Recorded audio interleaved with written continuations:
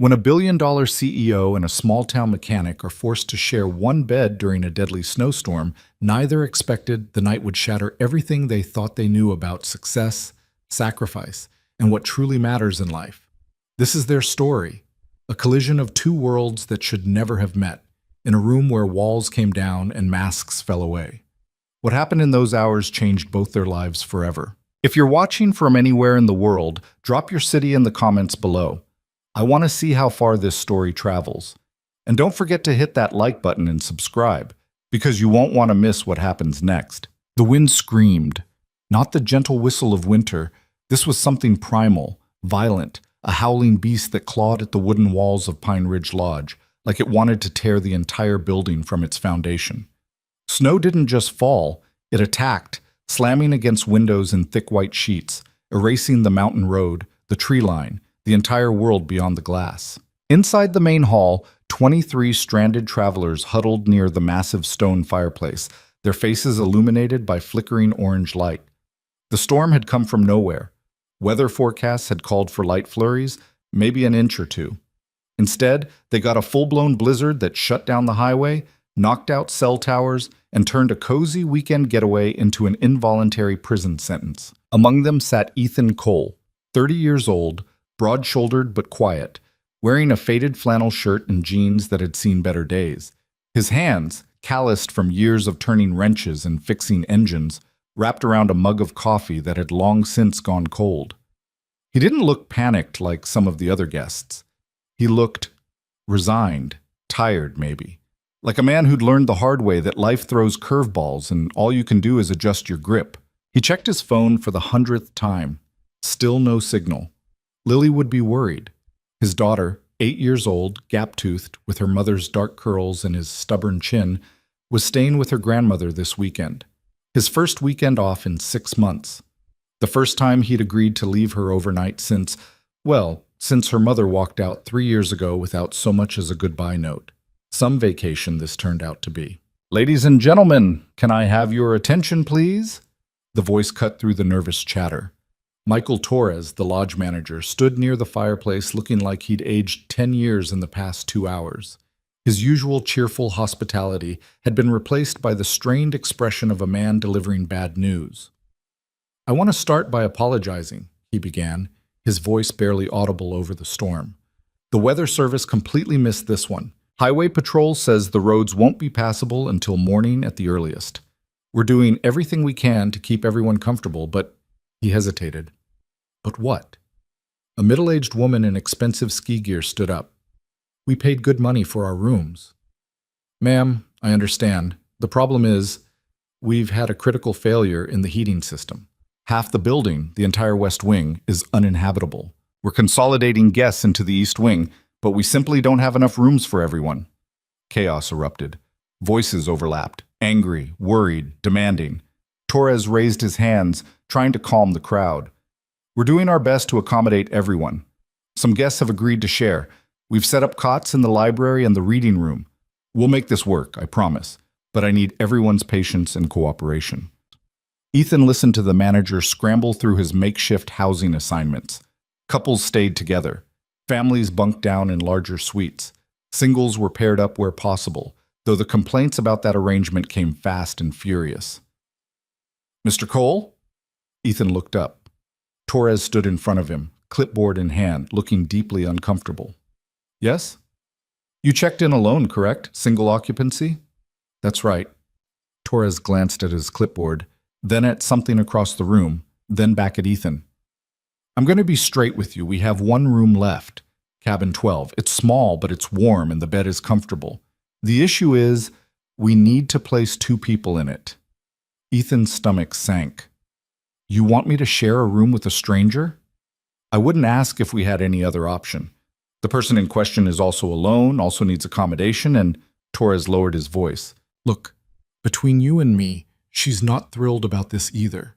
But it's either this or sleeping in the lobby, and I don't think anyone wants that." "She?" Torres nodded. "Ms. Hale. She's pretty high profile. Arrived a few hours ago in a company vehicle. Security detail and everything, though they left before the storm hit. I've already spoken to her, and while she's not happy about the situation, she understands there's no alternative. Ethan rubbed his face. Of course. Of course, this is how my weekend goes. What's the room setup? He asked. One queen bed, small sitting area, private bathroom. I can provide extra pillows and blankets if you want to take the floor, or we can set up a... It's fine, Ethan interrupted. He was too tired to argue. I've slept in worse places. You're sure? Do I have a choice? Torres's expression answered that question. Cabin 12. Here's your key. He handed Ethan an old-fashioned brass key attached to a wooden tag. Ms. Hale should already be there. And Mr. Cole? Thank you for being understanding. Not everyone tonight has been so flexible. Ethan took the key and stood, grabbing his worn duffel bag from beside the chair. Around him, other guests were still arguing with staff members, demanding solutions that didn't exist. He'd learned a long time ago that fighting reality was a waste of energy. The walk to cabin 12 took him outside, along a covered pathway that provided minimal shelter from the storm. Wind tore at his jacket. Snow stung his face. By the time he reached the small wooden structure set back among the pines, his fingers were numb and his beard was crusted with ice. He stood outside the door for a moment, key in hand.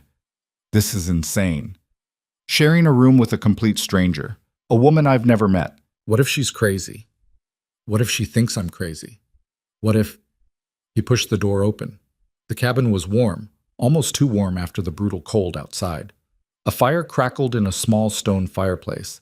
The room was indeed tiny, dominated by a queen-sized bed covered in a thick cream-colored comforter. A single armchair sat near the window, and a narrow door led to what he assumed was the bathroom. Standing near that window, silhouetted against the snow-covered glass, was a woman who looked like she'd stepped out of a business magazine. She turned as he entered. Victoria Hale was probably in her mid-30s, though it was hard to tell. She had the kind of ageless elegance that came from personal trainers, expensive skincare, and genetics blessed by whatever forces determined such things. Dark hair pulled back in a perfect ponytail. Sharp features that suggested intelligence and intensity in equal measure. She wore black slacks and a charcoal cashmere sweater that probably cost more than Ethan's monthly rent. But it was her eyes that caught him. Deep brown, analytical, taking his measure in approximately 2 seconds flat. "You must be Mr. Cole," she said. Her voice was smooth, controlled, with the slightest edge of tension underneath. "Ethan," he replied, closing the door behind him. "Just Ethan." "Victoria." She didn't offer her hand. I assume the manager explained the situation? One room, one bed, no alternatives. He set his duffel down near the door. "I can take the floor, it's not a problem." "That's ridiculous, you'll freeze." "I've slept in my garage in February. I'll survive." Something flickered across her face, surprise maybe, or reassessment. "The manager offered to bring a cot," she said. "Did you accept?" "I told him we'd manage." She turned back to the window. "This whole thing is absurd. My assistant checked the weather 3 times today. 3 times. Clear conditions all weekend, they said." Ethan shrugged off his jacket, hanging it on a hook near the door. "Mountains make their own weather." "Clearly." An awkward silence settled over the room, broken only by the crackling fire and the muffled roar of wind outside. Ethan had been in uncomfortable situations before, sitting in hospital waiting rooms, attending parent-teacher conferences where he was the only father in a sea of mothers, explaining to his daughter why mommy wasn't coming back. But this was a special kind of weird. Trapped in a tiny cabin with a woman who radiated the kind of power and wealth that existed in a different universe from his own. She probably had people who did her grocery shopping. He clipped coupons. She probably flew first class. He drove a 12-year-old Ford pickup. She probably... "So you're a mechanic?" The question caught him off guard. He looked up to find her watching him, arms crossed, expression unreadable. "Yeah, I own a small shop in town, mostly repair work. Some restoration projects when I have time." "Which town?" "Pinewood Valley. About 40 minutes from here. You wouldn't know it." "Try me." "Population 3,000. 1 grocery store, 2 churches. High school football team that hasn't won a game in 6 years." He sat down in the armchair, keeping his distance. "Not exactly the kind of place that makes the news." Victoria's lips twitched. Not quite a smile, but close. And you came up here for a break. He didn't elaborate. She seemed to understand that the subject was closed because she shifted her attention back to the window. The fire popped, sending sparks up the chimney. Ethan studied her profile, trying to reconcile the image in front of him with what the manager had implied. High profile. Security detail. Company vehicle. "What about you?" he asked. "What brings you to Pine Ridge?" "Work." The answer came quickly. "There's a tech facility about 15 miles from here. I was supposed to tour it tomorrow, meet with the development team, review some prototypes." "Tech facility?" "Data centers mostly, cloud infrastructure. My company handles large-scale digital architecture for—" She stopped. "Sorry, I'm sure that's incredibly boring." "Not boring, just over my head." Ethan leaned back in the chair. "I work with things you can touch. Engines, transmissions, brake lines. If I can't see it or hold it, I don't understand it." Victoria turned fully toward him now, and he noticed something shift in her expression. A slight relaxation, maybe, or curiosity. "That must be nice," she said quietly. "What?" "Working with tangible things. Concrete problems with clear solutions. Turn a wrench, fix the issue, move on." She gestured vaguely. "Most of what I do is abstract. Numbers, projections, strategies. You can't hold a market share in your hands." "I guess not." Another silence, less awkward this time. The storm intensified outside, rattling the windows. "How long have you been a mechanic?" Victoria asked. "Since I was 16. Started as an apprentice at my uncle's shop. Took it over when he retired 8 years ago." "That's young to run a business." Ethan shrugged. "Wasn't really a choice. My uncle had a heart attack. Someone had to keep the place running. I knew the work, knew the customers, made sense. Still, most people your age are just starting to figure out their careers." He almost laughed at that. "Yeah, well, I grew up fast." Something in his tone must have signaled not to push further because Victoria changed direction. "Do you live alone?" "No, I have a daughter, Lily. She's 8. The words hung in the air. Victoria's eyebrows rose slightly. "You're married?" "Divorced, technically." He rubbed the back of his neck. "Her mother left 3 years ago. Haven't heard from her since." He didn't know why he was telling this woman, this complete stranger, any of this. Maybe it was the storm. Maybe it was the exhaustion. Maybe it was the surreal absurdity of the entire situation that made normal social filters irrelevant. "I'm sorry," Victoria said, and she sounded like she meant it. "Don't be. We're better off." Ethan stood, suddenly needing to move. "Lily's staying with her grandmother this weekend. It's the first time I've left her overnight in a while. And of course this happens." "Does she know you're stuck?" "Can't reach her. No cell service. There's a landline at the front desk. The manager said it's still working." Ethan looked at her, surprised. "Thanks. I'll try that." He moved toward the door, then paused. "You hungry? I saw the kitchen staff setting up a buffet in the main hall." Victoria glanced at her watch, a slim silver piece that probably cost more than Ethan's truck. "I could eat," she admitted. "Come on then, better than sitting here watching snow." The main hall had transformed into an impromptu refugee camp. Families clustered around tables, couples huddled on sofas. Someone had convinced the staff to break out board games, and a group of teenagers was engaged in a cutthroat game of Monopoly near the fireplace. The buffet table held an assortment of sandwiches, soup, and coffee. Not fancy, but warm and plentiful. Ethan loaded a plate while Victoria selected items with the careful precision of someone who calculated calories and nutritional value as naturally as breathing. They found a quiet corner table away from the main crowd. "So," Ethan said between bites of a turkey sandwich, "what kind of tech company do you run?" Victoria set down her soup spoon. "I don't run it. I founded it. Hail Dynamics.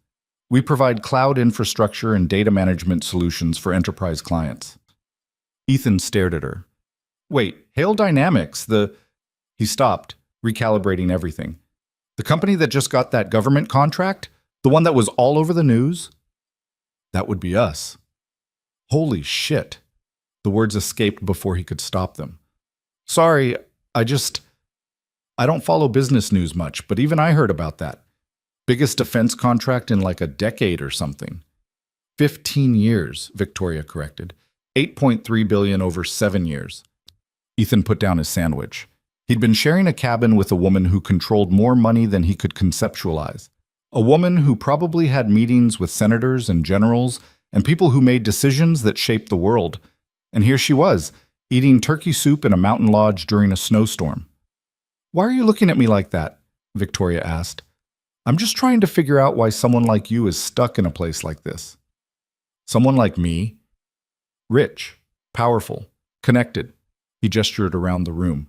"Shouldn't you have, I don't know, a helicopter or something? Private security team? A backup plan?" Victoria's expression hardened slightly. "My security team left before the storm hit, on my orders. I told them I'd be fine at the lodge. As for helicopters," she shook her head. "Even if I had one here, no pilot would fly in this weather. Money doesn't control physics, Ethan." "Fair point. And for the record," she continued, her voice sharper now, "being successful doesn't make me immune to weather, or inconvenience, or random acts of nature that strand everyone regardless of their net worth." Ethan raised his hands in surrender. "Hey, I wasn't trying to... Everyone always assumes wealth solves everything. It doesn't. It just creates different problems." "Like what?" She paused, seemed to consider whether to engage, then sighed. "Like not knowing if people are being genuine or just want something from you. Like having every decision you make analyzed by shareholders and boards and media outlets. Like realizing you've built this massive empire, but can't remember the last time you had a conversation with someone who wasn't trying to pitch you something or sell you something or get something from you." Her voice had risen slightly, drawing a few glances from nearby tables. Ethan waited until she met his eyes. "I fix cars," he said quietly. "I don't want your money, don't need a job, don't have a pitch. I'm just stuck in the same storm you are, trying to make conversation while we wait it out." Victoria's expression shifted, embarrassment, maybe, or something like it. "I'm sorry," she said. "That was uncalled for." "It's fine." "No, it's not. She ran a hand over her face. "It's been a long week, month, year, honestly, and I'm not usually this human." She laughed, actually laughed, a short burst of genuine amusement that transformed her entire face. "Yeah, that." The tension broke. They ate in more comfortable silence for a while, the noise of the crowded hall washing over them. "Can I ask you something?" Victoria said eventually. "Shoot." "Why did you really come up here? You said for a break, but that's not the whole story, is it?" Ethan considered lying, considered deflecting. Instead, he told the truth. "Lily's grandmother, my ex-wife's mom, she's been telling me I need to take time for myself. Says I'm going to burn out if I don't. I work 6 days a week, sometimes 7. When I'm not at the shop, I'm with Lily. School, homework, soccer practice, reading before bed. I can't remember the last time I did something just for me." "So you came to a remote mountain lodge. Seemed like a good idea at the time, quiet, peaceful. Time to think." He gestured at the chaos around them. "Should have just stayed home." "What would you have done if the storm hadn't happened?" "Honestly, probably hiked, read a book, slept past 6 a.m. for the first time in 8 years. He smiled ruefully, not exactly living on the edge. "Sounds perfect, actually.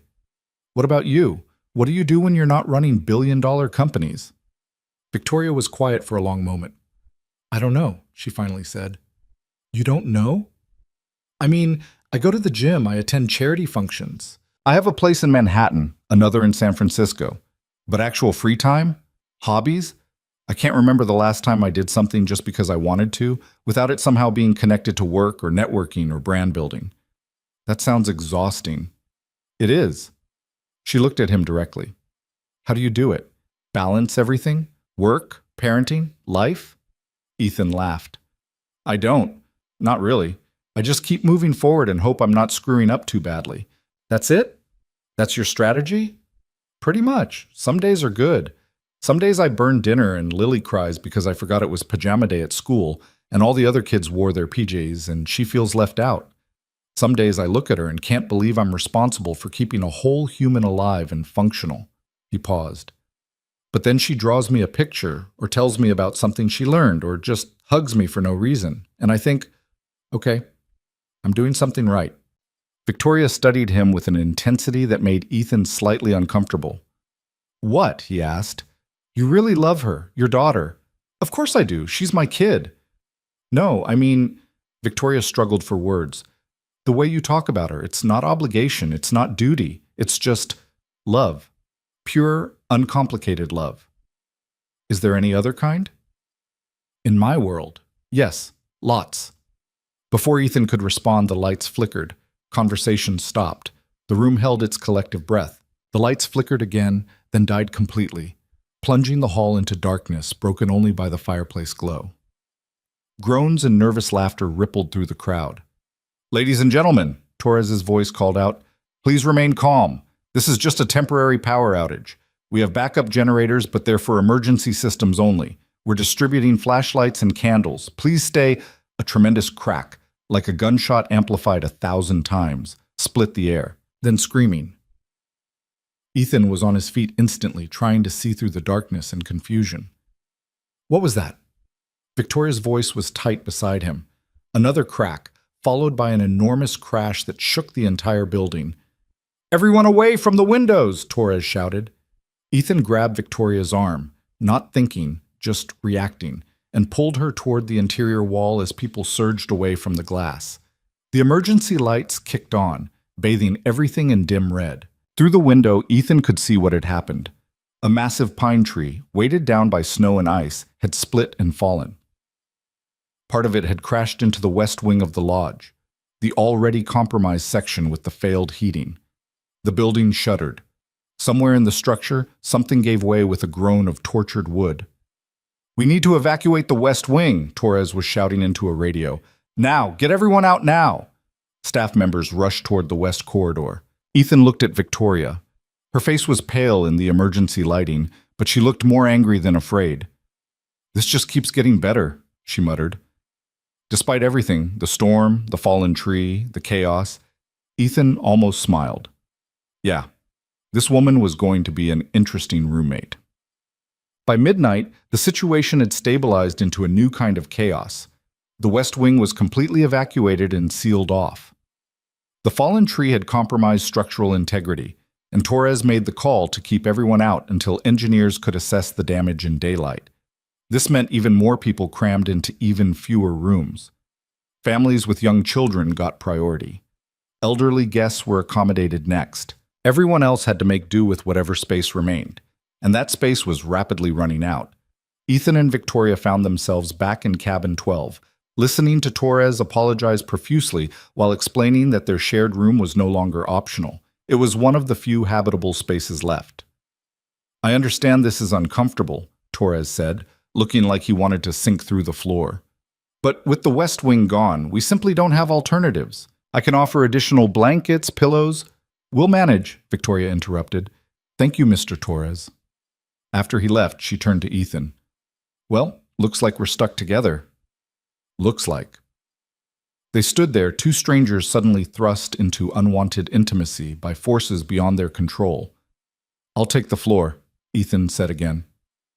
"No." "Victoria, we're both adults. The bed is big enough. We'll stay on our respective sides and pretend this isn't monumentally awkward." She moved toward the bathroom. "I'm going to change.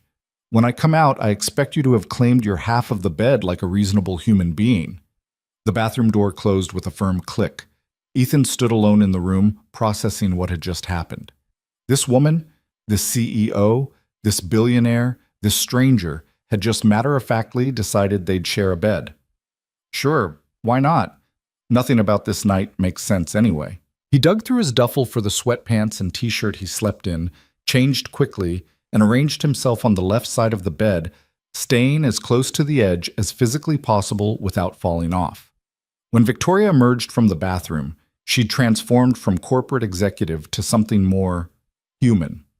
She wore simple gray pajamas, her hair was down, and without makeup, she looked younger, more vulnerable. She eyed his position on the extreme edge of the mattress. "You're going to fall out of bed sleeping like that." "I'll be fine." "Ethan," he looked up, "I'm not going to attack you in your sleep.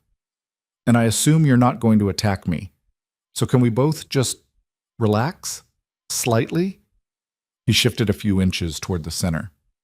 "Better," she said, climbing into the other side. The bed was indeed large enough that they weren't touching, but Ethan was acutely aware of another person's presence beside him. He couldn't remember the last time he'd shared a bed with anyone. 3 years? 4? Victoria turned off the bedside lamp, leaving only firelight to illuminate the room. "Good night, Ethan." "Good night, Victoria." He lay there in the darkness, listening to the storm rage outside and the fire crackle inside, wondering how his quiet weekend getaway had turned into this bizarre, surreal experience. Beside him, Victoria's breathing gradually slowed and deepened.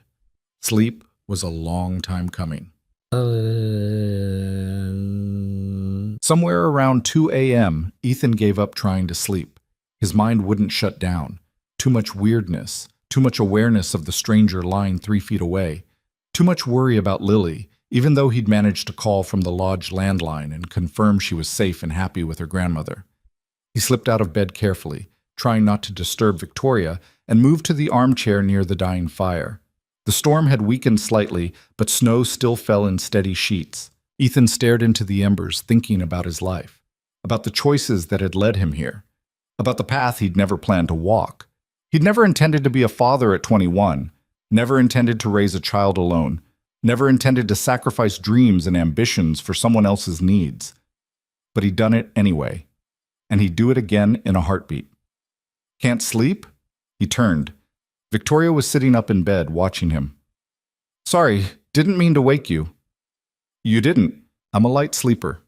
She wrapped the blanket around her shoulders and moved to join him, sitting on the floor near the fireplace. "Something on your mind?" "Just thinking." "About?" "Life, choices, how you end up places you never expected to be."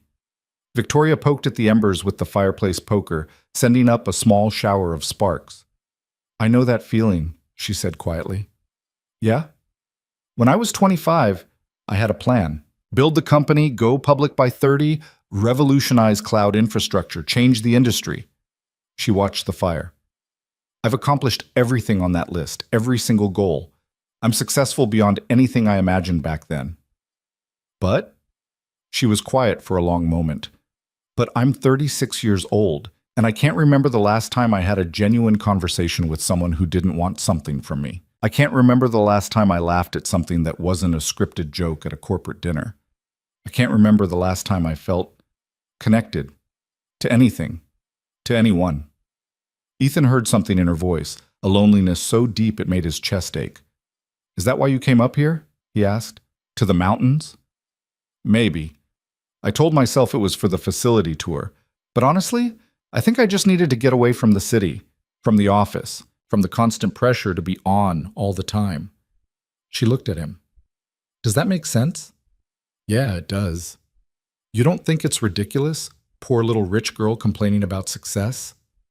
"I think loneliness is loneliness, regardless of your bank account." Victoria's expression softened. "See, that's what I mean. You talk to me like a person, not like a CEO, not like a brand, just a person. You are a person." Sometimes I forget that. They sat in comfortable silence, watching the fire burn down to glowing coals. "Can I ask you something personal?" Victoria said eventually. "Sure." "Do you regret it, becoming a father so young, giving up whatever else you might have done with your life?" Ethan had been asked variations of this question before, by well-meaning friends, concerned family members, even his ex-wife during one of their final arguments before she left. But sitting here in this quiet room with this unexpected companion, he found himself answering more honestly than he ever had. "Sometimes," he admitted, "sometimes I wonder what I might have been if things were different. I was accepted to State University, full scholarship, engineering program. I was going to design bridges, buildings, things that lasted. What happened? Found out my girlfriend was pregnant 2 weeks before I was supposed to leave. She wanted to keep the baby. I wanted to do the right thing." He shrugged. "University could wait," I thought. "Maybe take classes part-time while working. But then Lily was born, and she was so small, so helpless, and I couldn't leave. Couldn't put my dreams ahead of making sure she had everything she needed." "That's a lot to give up." "Maybe. But you know what's weird? I don't feel like I gave anything up. I feel like I traded one path for another. Different doesn't mean worse." He met her eyes. "You asked if I regret it." The answer is no, not for a second. Because, yeah, I fix cars instead of designing bridges. But I also get to watch my daughter grow up. I get to be there for every scraped knee, every lost tooth, every triumphant moment when she finally masters something she's been working on. She's lucky to have you. I'm the lucky one. Victoria shook her head slowly. Most people don't see it that way. Most people would look at what you gave up and think you got the short end of the deal. Then most people are measuring the wrong things. She stared at him, and Ethan saw something shift in her expression, recognition, maybe, or understanding. I built everything I ever wanted, she said quietly. Every goal I set, I achieved. Every mountain I tried to climb, I conquered. I'm successful by every metric that matters to the business world. But, Ethan prompted gently, but I'm not happy. The words came out raw, honest. I'm not fulfilled. I go to bed in a penthouse apartment that costs $12 million, and I wake up feeling empty. Like I've won some game I didn't realize I was playing, but the prize isn't what I thought it would be. What would make you happy? I don't know. She laughed bitterly. Isn't that pathetic? I can run a multi-billion-dollar company, but I can't answer a simple question about my own happiness. It's not a simple question. It should be. Ethan added another log to the fire, watching flames lick up the dry wood. My daughter asks me that sometimes, he said. She'll say, Daddy, are you happy? And you know what I tell her? What? I tell her I'm happy right now, in this moment. That's all anyone can really ask for. Not happiness as some permanent state, just moments of it, scattered through life like gold dust or something. Victoria smiled at the metaphor. Gold dust? Hey, I'm a mechanic, not a poet. I like it. They fell silent again, but this time the quiet felt different, warmer, like they'd crossed some invisible threshold from strangers to something else. Not quite friends, but no longer adversaries forced together by circumstance. Tell me about your daughter, Victoria said. Really tell me, what's she like? So Ethan did. He told her about Lily's obsession with dinosaurs, how she could name every period of the Mesozoic era but couldn't remember to put her shoes away. He told her about the gap in her front teeth that made her lisp when she got excited. He told her about the way she'd curl up against him during thunderstorms, pretending to be brave but gripping his shirt like a lifeline. He told her about the morning ritual they had, pancakes shaped like animals, with Lily guessing what creature he'd made before she could eat it. He told her about the fort they'd built in the living room out of couch cushions and bed sheets that had stayed up for 3 months because neither of them wanted to be the one to take it down. He told her about the time Lily had used all her birthday money to buy him a new wrench set because she'd seen him struggling with his old ones. 7 years old, and she'd saved every dollar from her birthday and carefully selected the exact set he needed. She sounds amazing, Victoria said softly. She is. Ethan's voice was thick. She's the best thing I ever did. The best thing I'll ever do. Victoria was quiet for a long moment, staring into the fire. I had a chance once, she finally said, to have something like that. Ethan waited.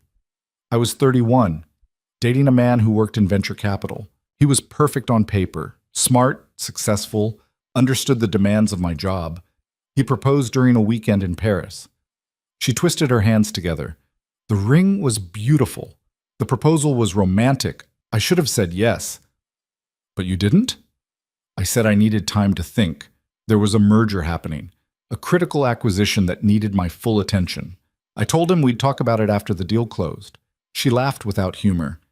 The deal took 6 months. By the time it was done, he'd met someone else, someone who had time for a relationship, someone who didn't postpone life for quarterly earnings reports. I'm sorry. Don't be. He made the right call. I couldn't have been the partner he deserved. I was married to my company. She looked at Ethan. Still am, I guess. It's not too late. Isn't it? I'm 36. Most of my time is spent in boardrooms or on conference calls. I can't remember the last first date I went on. The last time I met someone who wasn't professionally connected to me somehow. Everyone I know wants something, a job, an investment, a connection, access to my network. It's exhausting. So stop, Ethan said simply. Stop? Step back, take time, figure out what you actually want instead of what you think you should want. Victoria laughed. You make it sound so easy. I didn't say it was easy, but nothing worth doing is. Says the man who gave up university to raise a baby alone. Exactly. I know a little something about hard choices. They shared a smile, a real one, warm and genuine. The fire had burned down to a soft glow. Outside, the storm was finally weakening, the wind's howl fading to a whisper. We should probably try to sleep, Victoria said. It's almost 4. Yeah. Neither of them moved. Ethan? Yeah? Thank you. For what? For being honest. For treating me like a person instead of a title. She gestured vaguely. For this conversation. I needed it more than I realized. Anytime. They returned to bed, this time with less awkwardness. The walls between them had come down. Not completely, but enough. Ethan settled back onto his side, feeling the warmth of the renewed fire. Good night, Victoria. Good night, Ethan. This time, sleep came easier. Morning arrived not with gentle light, but with chaos. Ethan woke to shouting, urgent voices echoing through the thin cabin walls, cutting through the remnants of sleep like a knife. For a disoriented moment, he couldn't remember where he was. Then it all came rushing back, the storm, the lodge, the woman sleeping on the other side of the bed. Except Victoria wasn't sleeping anymore. She was already sitting up, hair tousled, eyes alert despite the early hour.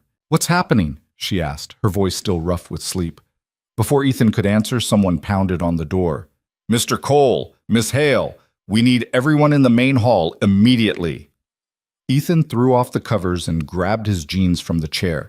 Victoria was already moving toward the bathroom, her corporate efficiency kicking in even in crisis mode. Give me 2 minutes, she called out. They dressed in record time. Ethan in yesterday's flannel and jeans, Victoria somehow managing to look pulled together in black pants and a cream sweater despite sleeping in a mountain cabin. Within 5 minutes, they were rushing down the snow-covered path toward the main lodge, joining a stream of other confused guests emerging from their rooms. The scene in the main hall was controlled pandemonium.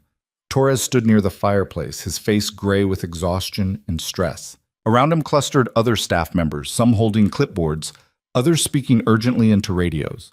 The remaining guests, maybe 40 people now, after some had managed to leave at first light, filled the available seating, their expressions ranging from annoyed to genuinely worried. Thank you all for coming so quickly, Torres began, his voice strained. I'm afraid I have more bad news. The storm damage to the West Wing is more extensive than we initially thought. During the night, we had a partial roof collapse in the main structure as well. No injuries, thank heaven, but he paused, clearly struggling with what came next. We need to evacuate the lodge entirely. Highway Patrol has cleared the main road. They're sending buses to transport everyone to Ridgemont. That's the nearest town with hotel capacity. Murmurs rippled through the crowd. When? Someone called out. Buses should arrive within the hour. We're asking everyone to pack quickly and be ready to leave. I cannot apologize enough for this disaster. The lodge will, of course, refund everyone's stay and offer compensation for— What about our belongings in the West Wing? A woman interrupted. I had expensive equipment in my room. We'll coordinate retrieval once engineers clear the structure. For now, we need to focus on getting everyone safely relocated. Ethan glanced at Victoria. She was watching Torres with the focused attention of someone used to crisis management, her mind clearly analyzing the situation, calculating next steps. This is a mess, she murmured. Could be worse, Ethan replied. At least no one got hurt. Yet. They filed back to cabin 12 along with everyone else. The morning air crisp and blindingly bright as sun reflected off fresh snow. The storm had finally passed, leaving behind a transformed landscape, beautiful and treacherous in equal measure. Inside their temporary room, they packed in efficient silence. Ethan's duffel took less than 3 minutes to fill. Victoria's designer luggage required more care, but she moved with practiced speed, folding clothes with precision that spoke of countless business trips. Where are you headed? Ethan asked as he zipped his bag. After the buses take us to Ridgemont? Victoria paused mid-fold. I'm not sure. Back to the city, I suppose. The facility tour is obviously canceled. I should get back to the office, catch up on everything I've missed. It's Sunday. Your point? Most people don't work on Sundays. She gave him a look that suggested she wasn't most people. I have 3 board meetings this week, 2 product launches, and a congressional hearing on data privacy. Sunday is when I prepare for Monday. You ever think about taking an actual day off? Says the man who works 6 days a week. I'm not defending my choices, just suggesting maybe you earned a break after getting trapped in a snowstorm. Victoria returned to her packing, but Ethan caught the slight smile at the corner of her mouth. A knock at the door interrupted them. Torres again, looking even more exhausted than before. Just checking that everyone's ready. Buses will be here in 20 minutes. We're ready, Ethan confirmed. Torres started to leave, then turned back. I wanted to apologize again for the room situation. I know it was far from ideal. It was fine, Victoria cut him off. Given the circumstances, you handled everything as well as anyone could have. Torres looked genuinely surprised by the compliment. That's very kind of you to say, Ms. Hale. Thank you. After he left, Ethan raised an eyebrow at Victoria. What? She asked. That was nice of you. The guy looked like he was about to have a breakdown. It's not his fault a tree fell on the building. No point making him feel worse. She closed her suitcase with a decisive click. Ready? They hauled their bags outside and joined the growing crowd in the parking lot. 2 charter buses were already pulling up, their engines rumbling in the cold morning air. Staff members directed people toward the vehicles, trying to maintain some semblance of order as 40 stressed travelers jockeyed for position. Ethan found himself standing next to Victoria in the slow-moving line, watching families juggle children and luggage, elderly couples helping each other navigate icy patches, business travelers already on their phones trying to rearrange schedules. You know what's weird? Victoria said quietly. What? 12 hours ago, I couldn't imagine anything worse than being stuck sharing a room with a stranger. Now I'm kind of sad it's ending. Ethan looked at her, really looked at her. In the bright morning sunlight, she looked different than she had last night. Softer, somehow. More real. Yeah, he agreed. Me too. They reached the bus. A tired-looking driver checked names against a manifest, directing people to available seats. Ethan threw his duffel into the luggage compartment and climbed aboard. Victoria followed, her heels clicking on the metal steps. The bus was half full, most passengers already claiming window seats and settling in for the ride. Ethan spotted 2 empty seats together near the back and gestured to Victoria. Might as well stick together, he said. Since we've already shared a bed and all. She laughed, that genuine, unexpected laugh that transformed her corporate mask into something human. Fair point. They settled into the worn seats, Victoria by the window, Ethan on the aisle. The bus smelled like old vinyl and diesel fuel, nothing like the luxury vehicles Victoria was probably accustomed to. But she didn't complain. Just pulled out her phone and frowned at the screen. Still no signal, she muttered. Mountains, Ethan reminded her. I know, it's just, I've been completely off grid for almost 24 hours. That hasn't happened in, I can't even remember when. The world survived without you for one day, probably survive another few hours. She shot him a look, but there was no heat in it. The bus lurched into motion, tires crunching over packed snow as they pulled away from Pine Ridge Lodge. Through the window, Ethan watched the damaged building recede into the distance, the collapsed section of roof, the massive pine tree still embedded in the west wing, crews already gathering to assess the destruction. One night. That's all it had been. One bizarre, unexpected, completely surreal night. And yet something had shifted. Something Ethan couldn't quite name. The ride to Ridgemont took 45 minutes, winding down mountain roads that had been hastily cleared but were still treacherous in places. The bus driver navigated carefully, taking curves slowly enough that passengers relaxed slightly, stopped gripping armrests quite so tightly. Victoria spent most of the ride staring out the window, her reflection ghostly in the glass. Ethan wondered what she was thinking, whether she was already mentally back in her world of boardrooms and billion-dollar deals, or if some part of her was still in that firelit cabin, sharing honest words with a stranger who didn't want anything from her. Can I ask you something? He said eventually. She turned from the window. Sure. Last night, that conversation we had, about happiness, about feeling empty despite all your success. He chose his words carefully. Was that real, or just late-night honesty that disappears in daylight?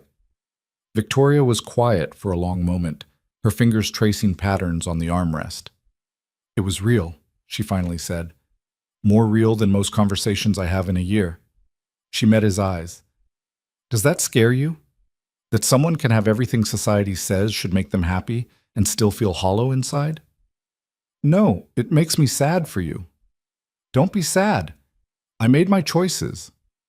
Doesn't mean you can't make different ones going forward. It's not that simple, Ethan. I have responsibilities. Thousands of employees depending on the company's success. Shareholders, contracts. I can't just walk away because I'm having some kind of existential crisis. I'm not saying walk away. I'm saying maybe make room for something besides work. Something that fills that hollow feeling instead of just ignoring it. Victoria laughed, but it sounded brittle. Easy for you to say. Your life is already balanced around what matters. You have your daughter, your work, your community. I have quarterly earnings reports and market projections. You could have more. Could I? Look at me, Ethan. Really look at me. She gestured at herself. I'm 36 years old. I work 16-hour days. I live in a penthouse apartment I see maybe 6 hours a day. My closest relationships are with my executive assistant and my lawyer. What man wants to compete with that? What kind of life could I offer anyone? An honest one, Ethan said quietly. That's more than a lot of people manage. Before Victoria could respond, the bus began slowing. Through the windshield, Ethan could see buildings appearing. The outskirts of Ridgemont, a modest town that made Pinewood Valley look cosmopolitan by comparison. The driver pulled into the parking lot of a Hampton Inn, one of 3 hotels apparently recruited to absorb the displaced lodge guests. Staff members from the lodge were already there, coordinating with hotel management, directing the confused stream of travelers. Ladies and gentlemen, Torres's voice came over the bus speaker. Thank you for your patience during this ordeal. We've arranged rooms at 3 hotels here in Ridgemont. Please check in at the coordination desk in the Hampton Inn lobby. Again, my deepest apologies for everything you've endured. Pine Ridge Lodge will be in touch regarding refunds and compensation. The passengers filed off the bus into the cold morning air. Ethan grabbed his duffel and Victoria's suitcase before she could protest, following the crowd into the hotel lobby. The scene inside was organized chaos. Lodge staff behind folding tables with laptops, hotel employees rushing around with key cards, displaced guests forming ragged lines and asking questions all at once. Ethan and Victoria joined one of the lines, shuffling forward slowly. This is surreal, Victoria muttered. Yesterday I was supposed to be touring a high-security tech facility. Instead, I'm checking into a Hampton Inn in a town I've never heard of. Could still be worse. How? Could be snowing again. She actually smiled at that. They reached the front of the line. A frazzled young woman with a lodge name tag looked up from her laptop. Names? Ethan Cole. Victoria Hale. The woman typed rapidly. Okay, Mr. Cole, you're confirmed for one night, king bed, room 237. Miss Hale, she frowned at the screen. I'm showing you were in a shared accommodation at the lodge? That's correct, Victoria said, but I'll need my own room here. More typing, more frowning. I'm so sorry, Ms. Hale, but we're completely booked. The storm affected multiple lodges in the area, and we've absorbed guests from 3 different properties. Every hotel in town is at capacity. Victoria's expression hardened into what Ethan was starting to recognize as her boardroom face, polite but inflexible. That's not acceptable. I need private accommodation. I understand, ma'am, but there's simply nothing available. The next nearest town with hotel capacity is 90 miles away. Given the road conditions, then I'll rent a car and drive there. The young woman looked genuinely sympathetic. Most rental places aren't open on Sundays, and the ones that are won't have vehicles until tomorrow. The storm wiped out a lot of their fleet, accidents, people stranded, emergency situations. Victoria's jaw tightened. Ethan could practically see her running calculations, looking for leverage, searching for a solution that met her requirements. He knew what was coming before she said it, and he knew what he was going to offer before the words left his mouth. She can share with me, he said. Both women turned to stare at him. What? Victoria asked. The room has a king bed, right? He addressed the staff member who nodded mutely. Plenty of space. We already spent last night sharing a queen. One more night won't kill us. Ethan, you don't have to. I know I don't have to, but it's practical. You need a place to sleep. I have a room with space. Unless you'd rather try your luck sleeping in the lobby. Victoria looked like she was torn between gratitude and irritation. The staff member seized the opportunity. If you're both agreeable to sharing, I can note that in the system. 1 room, 2 guests, complimentary breakfast included. Does that work? Fine, Victoria said, though her tone suggested it was anything but. They received a single key card and directions to the 2nd floor. The elevator ride up was silent and awkward, the easy comfort from the bus ride evaporating in the face of this new arrangement. Room 237 was standard hotel fare. Beige walls, generic landscape art, king bed with an aggressively floral comforter. A desk, a television, a bathroom visible through an open door. Nothing special, but clean and warm. Ethan set their bags down and turned to find Victoria standing in the middle of the room, her arms crossed, her expression unreadable. You didn't have to do that, she said. I know. Why did you? Ethan shrugged. Because driving 90 miles on mountain roads after the night we just had sounds like a terrible idea. Because you looked like you were about to go to war with that poor staff member who was just doing her job. Because, he paused, because despite the weirdness of this whole situation, I don't actually mind your company. Something shifted in Victoria's expression, the corporate mask cracking slightly. I don't mind yours either, she admitted quietly. The tension broke. So, Ethan said, gesturing at the room. What do we do now? It's not even noon. We've got a whole day to kill in Ridgemont, population. What would you guess? 5,000? Victoria checked her phone, finally showing signal bars. 4,700 according to Wikipedia. You looked it up? I like to know where I am. Fair enough. Ethan moved to the window, looking out at the small town spread below them. Main Street was visible from here, a strip of mom-and-pop shops, a diner, what looked like an antique store. You hungry? We could find some lunch. It's 10:30 in the morning. Breakfast, then. The Hamptons complimentary spread looked pretty sad. I bet there's a decent diner somewhere in this town. Victoria hesitated, and Ethan could see the internal debate playing out. Part of her probably wanted to hole up in the room, catch up on work, rebuild the walls that had come down last night. But another part, maybe the part that had admitted to feeling hollow and disconnected, seemed to be pulling in a different direction. Okay, she said finally, let's find a diner. They found Rosie's Cafe 3 blocks from the hotel, a classic small-town breakfast spot with vinyl booths, laminate counters, and a waitress who called everyone Han and poured coffee without asking if you wanted it. The place was packed with locals and stranded travelers, creating a buzzing energy that felt oddly comforting after the isolation of the lodge. Ethan and Victoria slid into a booth near the back, accepting plastic menus from a harried waitress who promised to return shortly. When's the last time you ate at a place like this?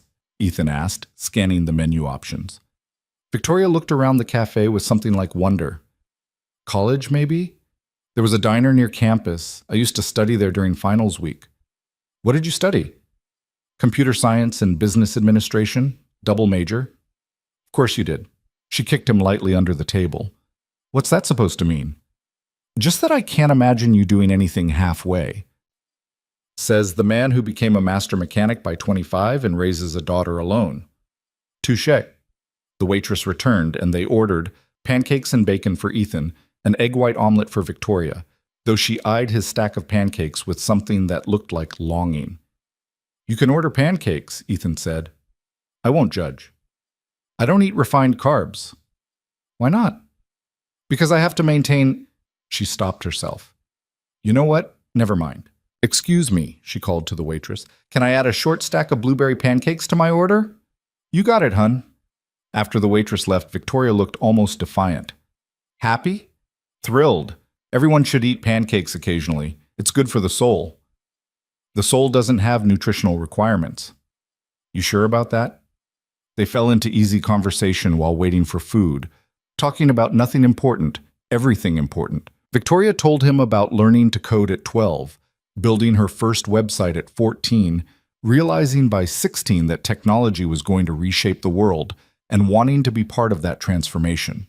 Ethan told her about learning to take apart engines with his uncle, the satisfaction of figuring out how things worked, the pride in bringing something broken back to life.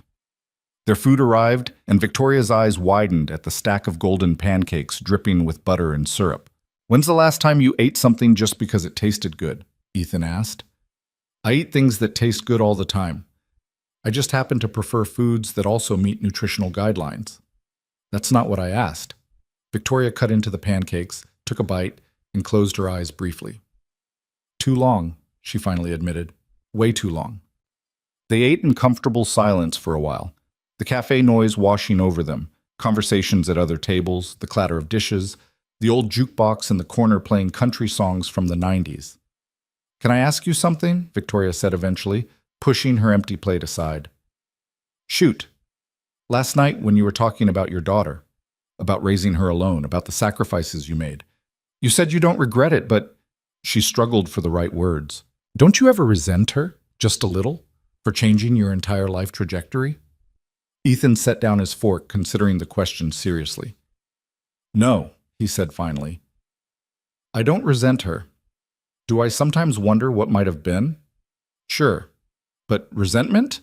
That would require blaming her for choices I made. And she didn't choose to be born. I chose to step up and be her father. That was on me. Most people wouldn't see it that way. Most people have the luxury of planning their lives. I didn't. But you know what I learned?" He leaned forward slightly. "Plans are overrated. I had this whole vision of who I was supposed to be, what I was supposed to accomplish. Engineering degree, career designing infrastructure, making my mark on the world in some tangible way. But Lily came along and smashed all of that, forced me onto a completely different path. And you're okay with that?" "I'm more than okay with it. Because yeah, I fix cars instead of designing bridges. But I also get to witness a human being grow and develop and become her own person. I get to shape who she becomes, teach her how to navigate the world, show her what it means to keep your word and take responsibility and love someone more than yourself. How is that less important than designing a bridge?" Victoria was quiet, her fingers tracing the rim of her coffee cup. "You make it sound noble," she said softly. "But it's also terrifying, isn't it? Being responsible for another person's entire existence? Absolutely terrifying. Every single day I worry I'm screwing her up somehow, giving her the wrong advice, setting the wrong example, missing something important she needs." He smiled ruefully. "Parenting is just controlled terror with occasional moments of overwhelming love." "That doesn't sound appealing." "It's the best thing I've ever done." Victoria shook her head slowly, but she was smiling. "You're either the most well-adjusted person I've ever met or completely insane." "Probably both." The waitress came by with coffee refills and the check. Ethan reached for it, but Victoria was faster. "My treat," she said. "You don't have to." "I know I don't have to, but you shared your room with me. Again. Least I can do is buy breakfast." They walked back toward the hotel through streets still lined with snow, the sun bright overhead, but the air cold enough to make their breath visible. Main Street was slowly coming to life. Shops opening, locals emerging to assess storm damage, kids building snowmen in vacant lots. "This is nice," Victoria said unexpectedly. "What is?" "This, walking, talking, not having anywhere urgent to be or anything pressing to do." She breathed deeply. "I can't remember the last time I just existed, without an agenda or schedule or next meeting to rush to." "You should do it more often." "I should do a lot of things." They passed an antique store with a grand reopening sign in the window. Victoria paused, peering through the glass at the cluttered interior. "Want to look around?" Ethan asked. "We don't have to. We've got nothing but time. Come on." The shop interior smelled like old wood and lavender sachet. Every available surface was covered with decades of accumulated treasures: vintage cameras, Depression-era glassware, vinyl records, tarnished jewelry, furniture from half a dozen different eras. An elderly woman emerged from the back, her face lighting up at the sight of customers. "Welcome, welcome, just reopened after the storm. Please look around. Let me know if you need anything." They wandered through the narrow aisles, Victoria pausing occasionally to examine something that caught her eye. A set of leather-bound books, a brass telescope, an old typewriter with keys that stuck when she tried them. Ethan found himself watching her more than the merchandise. There was something different about her here, a looseness in her shoulders, a softness in her expression, like she'd set down a heavy weight she'd been carrying. "Look at this," she called softly. He joined her in front of a glass case containing old photographs, family portraits mostly, from the early 1900s. Stern-faced men in stiff collars, women in elaborate dresses, children who looked like miniature adults. "What about them?" Ethan asked. "Don't you wonder who they were? What their lives were like? Whether they were happy?" Victoria studied a particular photo, a young woman in a wedding dress, her expression serious but her eyes bright. "She looks so young, probably younger than I am now, and she's already getting married, probably about to have kids, build a whole life." "You could still do that," Ethan said quietly. "Could I?" Victoria turned to look at him. "Be honest, Ethan. Can you see me with a husband and kids? Managing PTA meetings and soccer schedules while running a billion-dollar company? I can see you doing whatever you decide to do. That's kind of your superpower, isn't it? Making impossible things happen?" She smiled, but it didn't reach her eyes. "Business is different from life." "Is it?" Before Victoria could answer, the shop owner approached them. "That's a beautiful photograph, isn't it? From 1908. The bride was only 19, married a railroad worker. They had 7 children together and ran a boarding house in Denver. Died within 6 months of each other at 93. "How do you know all that?" Victoria asked. "Estate sale last year. The family brought in boxes of photos and documents. I like to research my pieces, learn their stories." The woman smiled. "Every object here has a history. People who owned it, used it, loved it. I think that's what makes them special." After she moved away, Victoria stood quietly in front of the case for a long moment. "What are you thinking?" Ethan asked. "That I'm going to be one of those people who dies and leaves behind a penthouse full of expensive things that don't mean anything to anyone. No stories, no history, just expensive furniture and modern art collected by interior designers. That's pretty dark." "It's pretty honest." She turned away from the photographs. "Can we go?" They left the shop and walked back to the hotel in silence. But this time it felt heavy, weighted with things unsaid. Back in room 237, Victoria immediately pulled out her laptop and settled at the desk, her fingers flying across the keyboard. Ethan recognized the retreat, back to the familiar comfort of work, away from uncomfortable thoughts about meaning and legacy. He left her to it, settling on the bed with his phone to finally check in properly with his daughter. Lily answered on the second ring, her voice bright with excitement. "Daddy, Grandma said you got stuck in a snowstorm. Were you scared? Did you build a snow fort? Did you see any bears?" Ethan laughed, some of the tension from the antique shop melting away. "No bears, kiddo, but yes, there was a lot of snow. How are you doing? Grandma treating you okay?" "She made chocolate chip cookies, and we watched movies, and she let me stay up until 9:30. "Sounds like you're having a terrible time," Ethan said dryly. "When are you coming home?" "Tomorrow afternoon, probably. Is that okay?" "I guess. Can you bring me something from the mountains?" "Like what?" "I don't know. Something cool. A rock or a pine cone or... Ooh, a fossil. Can you find a fossil?" "I'll see what I can do." "Listen, Bug, I need to let you go, but I love you, okay?" "Love you too, Daddy. See you tomorrow." After they hung up, Ethan lay on the bed for a while, staring at the ceiling, listening to the soft click of Victoria's keyboard. Finally, he sat up. "Hey." She paused her typing, looking over her shoulder. "Hey. You've been working for 2 hours straight. I have a lot to catch up on. It's Sunday afternoon." "I'm aware of what day it is, Ethan." He recognized the defensive tone, the walls going back up. "Come take a walk with me," he said. "I'm busy." "You're always busy. That's the problem." Victoria spun in the desk chair, her expression sharp. "Excuse me?" "You heard me. You're using work to avoid thinking about everything we talked about. Everything you admitted last night and this morning. It's easier to bury yourself in emails than to sit with the fact that you're not happy." "You don't know anything about my happiness." "Don't I? You told me yourself last night that you feel empty, that despite everything you've accomplished, something's missing. Was that a lie?" "It was late. I was tired and vulnerable and—" "Honest," Ethan interrupted. "You were honest. Maybe for the first time in years, and now you're running from it." Victoria stood abruptly, her hands clenched at her sides. You don't get to tell me how to live my life. You don't get to psychoanalyze me based on one conversation. You're a mechanic from a tiny town who fixes cars and raises a kid. What do you know about the pressure I'm under, the responsibilities I have, the expectations? I know you're lonely, Ethan said quietly. I know you're brilliant and driven and successful and absolutely miserable. And I know that if you don't do something to change that, you're going to wake up at 60 with a massive company and an empty life.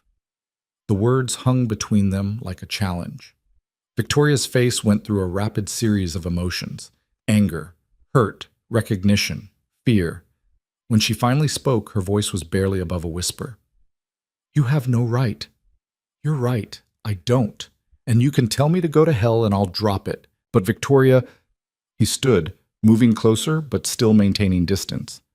Last night you said you never have real conversations, that everyone wants something from you. Well, I don't want anything. I gain nothing from telling you this except maybe helping someone who seems like she needs it. So yeah, maybe I'm overstepping, but someone should tell you the truth. Silence filled the room, broken only by the hum of the heater and distant traffic outside. Then, to Ethan's complete surprise, Victoria laughed, a short, bitter sound. You know what the worst part is, she said. You're absolutely right. About all of it. She sat back down, suddenly looking exhausted. I am lonely, I am miserable, and I have no idea how to fix it because the life I've built doesn't have room for anything else. Ethan sat on the edge of the bed, facing her. So make room. How? I don't know. That's something you have to figure out. But maybe start by asking yourself what you actually want instead of what you think you should want. Victoria was quiet for a long moment, her gaze fixed on her hands. I want to matter, she finally said, not as a CEO or a businesswoman or a success story, just as a person. I want to have relationships that aren't transactional. I want to wake up and feel excited about the day instead of just capable of handling it. I want, her voice cracked slightly, I want what you have with your daughter, that simple, uncomplicated love, that feeling of being essential to someone not because of what you can provide, but just because of who you are. Then start building toward that.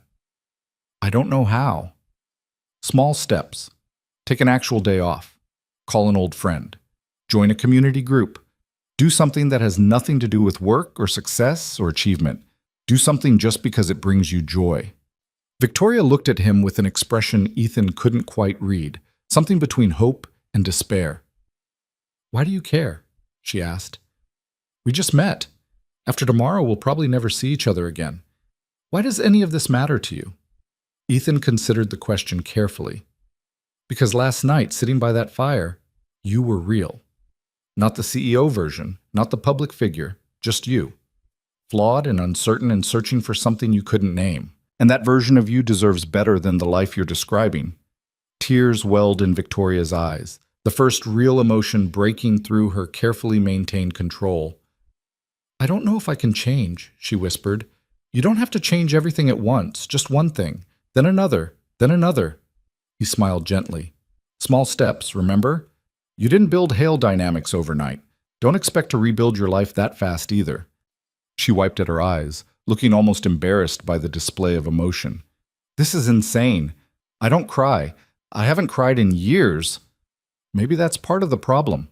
Victoria laughed through her tears, shaking her head. You're either very wise or completely full of it. Probably both. She stood, moving to the bathroom. I need a minute. Take your time.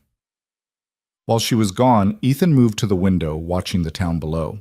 Somewhere out there, people were living their lives, working jobs they might not love, raising families, building communities, making choices that added up to something meaningful or didn't. All of them just trying to figure it out, one day at a time. Just like him. Just like Victoria. The bathroom door opened. Victoria emerged, face washed, composure mostly restored. Okay, she said, let's take that walk. They walked through Ridgemont as afternoon light stretched shadows across snow-covered sidewalks, neither of them speaking much at first. The silence between them had shifted again, no longer awkward or heavy, but contemplative, like they'd crossed some invisible threshold and were both still processing what it meant. The town was small enough to cover in less than an hour. They passed the library, a brick building that looked like it hadn't been updated since the 70s, a hardware store with faded paint advertising deals from last summer, a barbershop with the traditional striped pole still spinning outside. "This is what you meant, isn't it?" Victoria said suddenly. "When you talked about your town, about community." "Yeah, pretty much exactly like this.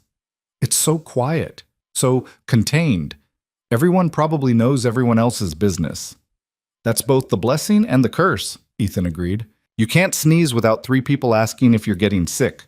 But when your car breaks down at midnight, you've got 5 neighbors offering to help before you even make a phone call."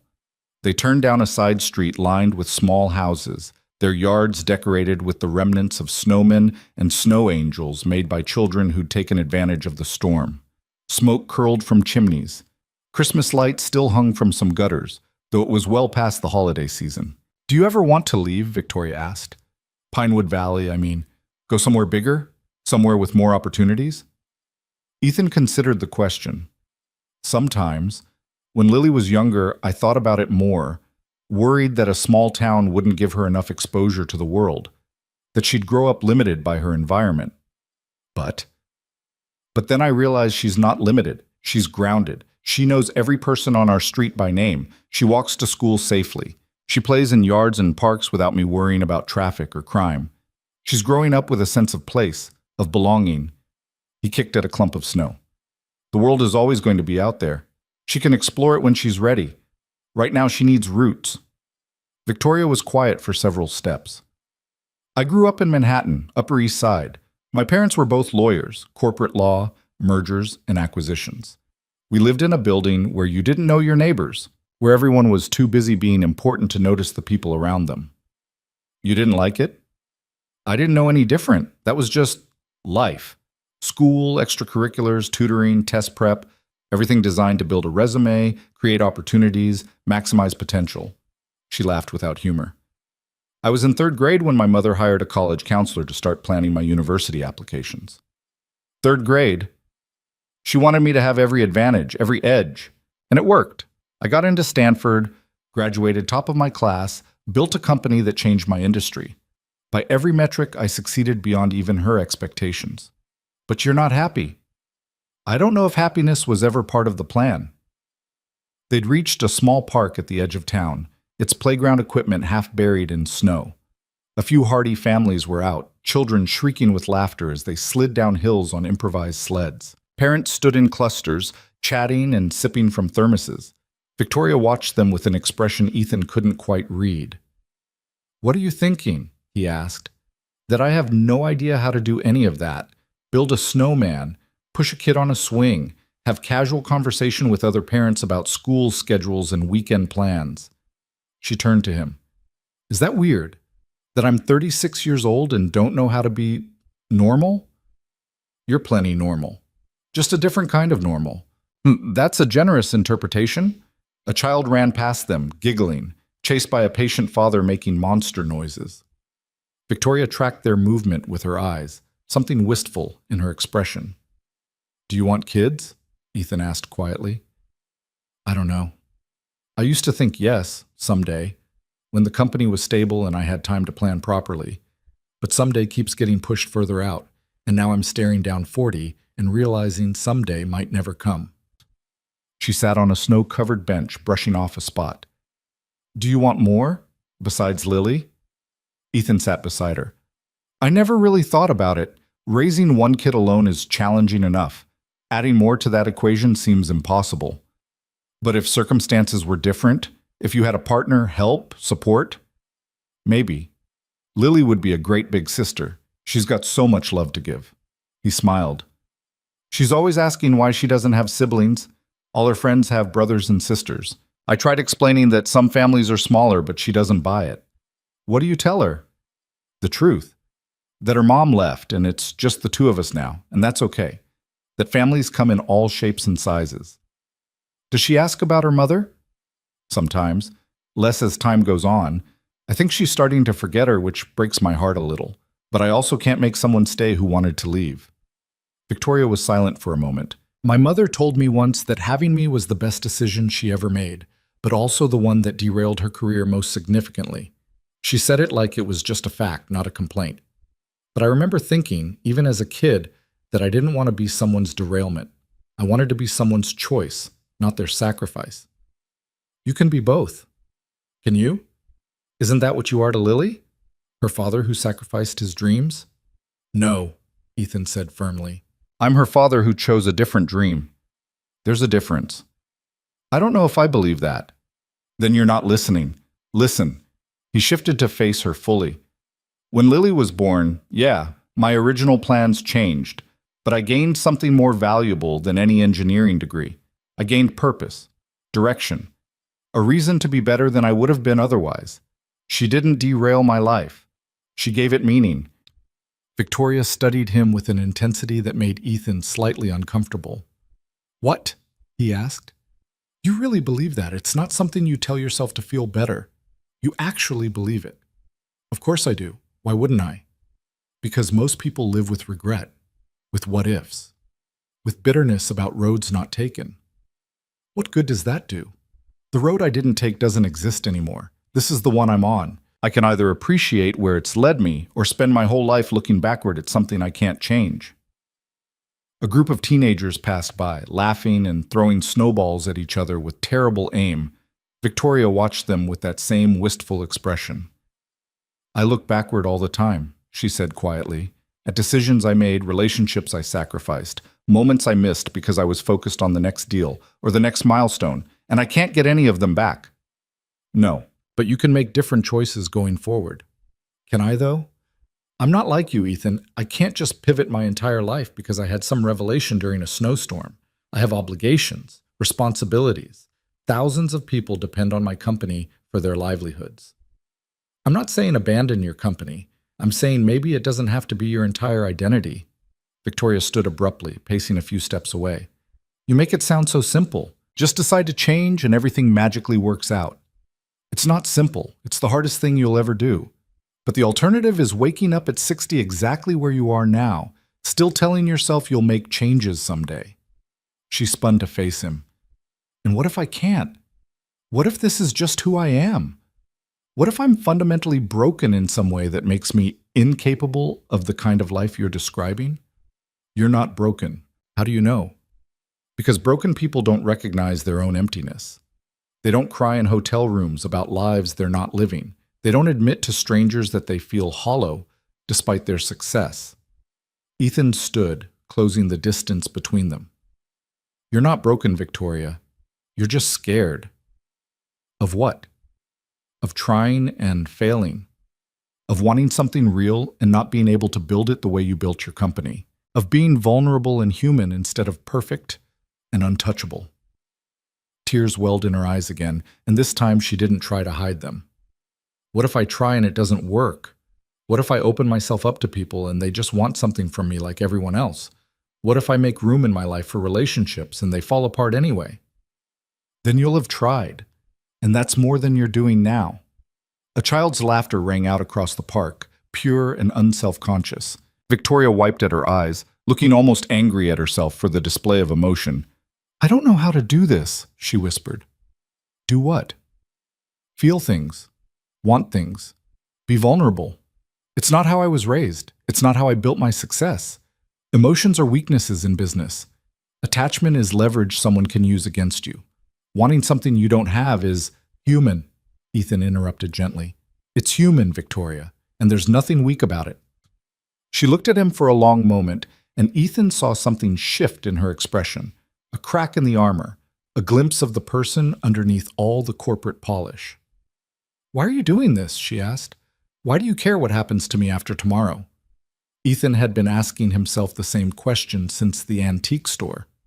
Why did he care? This woman was a stranger. Their lives had intersected by pure chance, would diverge again just as randomly. In any rational sense, her happiness or lack thereof shouldn't matter to him at all. But it did. Because I recognize something in you, he said finally. A kind of loneliness I know too well, the kind that comes from building a life that looks perfect from the outside but feels empty inside. And because... He paused, choosing his words carefully. Because I think if our positions were reversed, you'd do the same for me. Victoria smiled through her tears. You give me too much credit. I don't think so.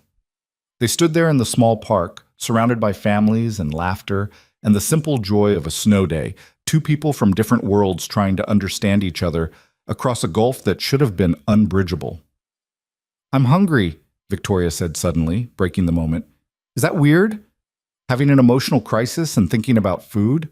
Ethan laughed. Completely normal. Come on, let's find dinner. They ended up at a small Italian restaurant on Main Street, the kind of family-owned place with checkered tablecloths and candles stuck in wine bottles. The Sunday dinner crowd filled most of the tables, couples, families, groups of friends sharing bottles of cheap wine and plates of pasta. The hostess seated them near the back, and they ordered, without much deliberation, lasagna for Ethan, chicken piccata for Victoria, a bottle of red wine to share. This is nice, Victoria said, looking around the cozy restaurant. When's the last time I ate at a place like this? Everything in New York is either Michelin-starred or takeout. Nothing in between. You're missing out. These places are the best. Real food made by people who actually care about it. Their wine arrived, and Ethan poured for both of them. Victoria took a sip, made a face. This is terrible wine. Absolutely awful, Ethan agreed cheerfully. Drink up. She laughed. That genuine laugh he was starting to recognize, the one that transformed her entire face. So tell me more about Lily, Victoria said. What's she like? Besides dinosaur-obsessed with questionable shoe organization skills? Ethan settled back in his chair, warming to the subject. She's stubborn, really stubborn.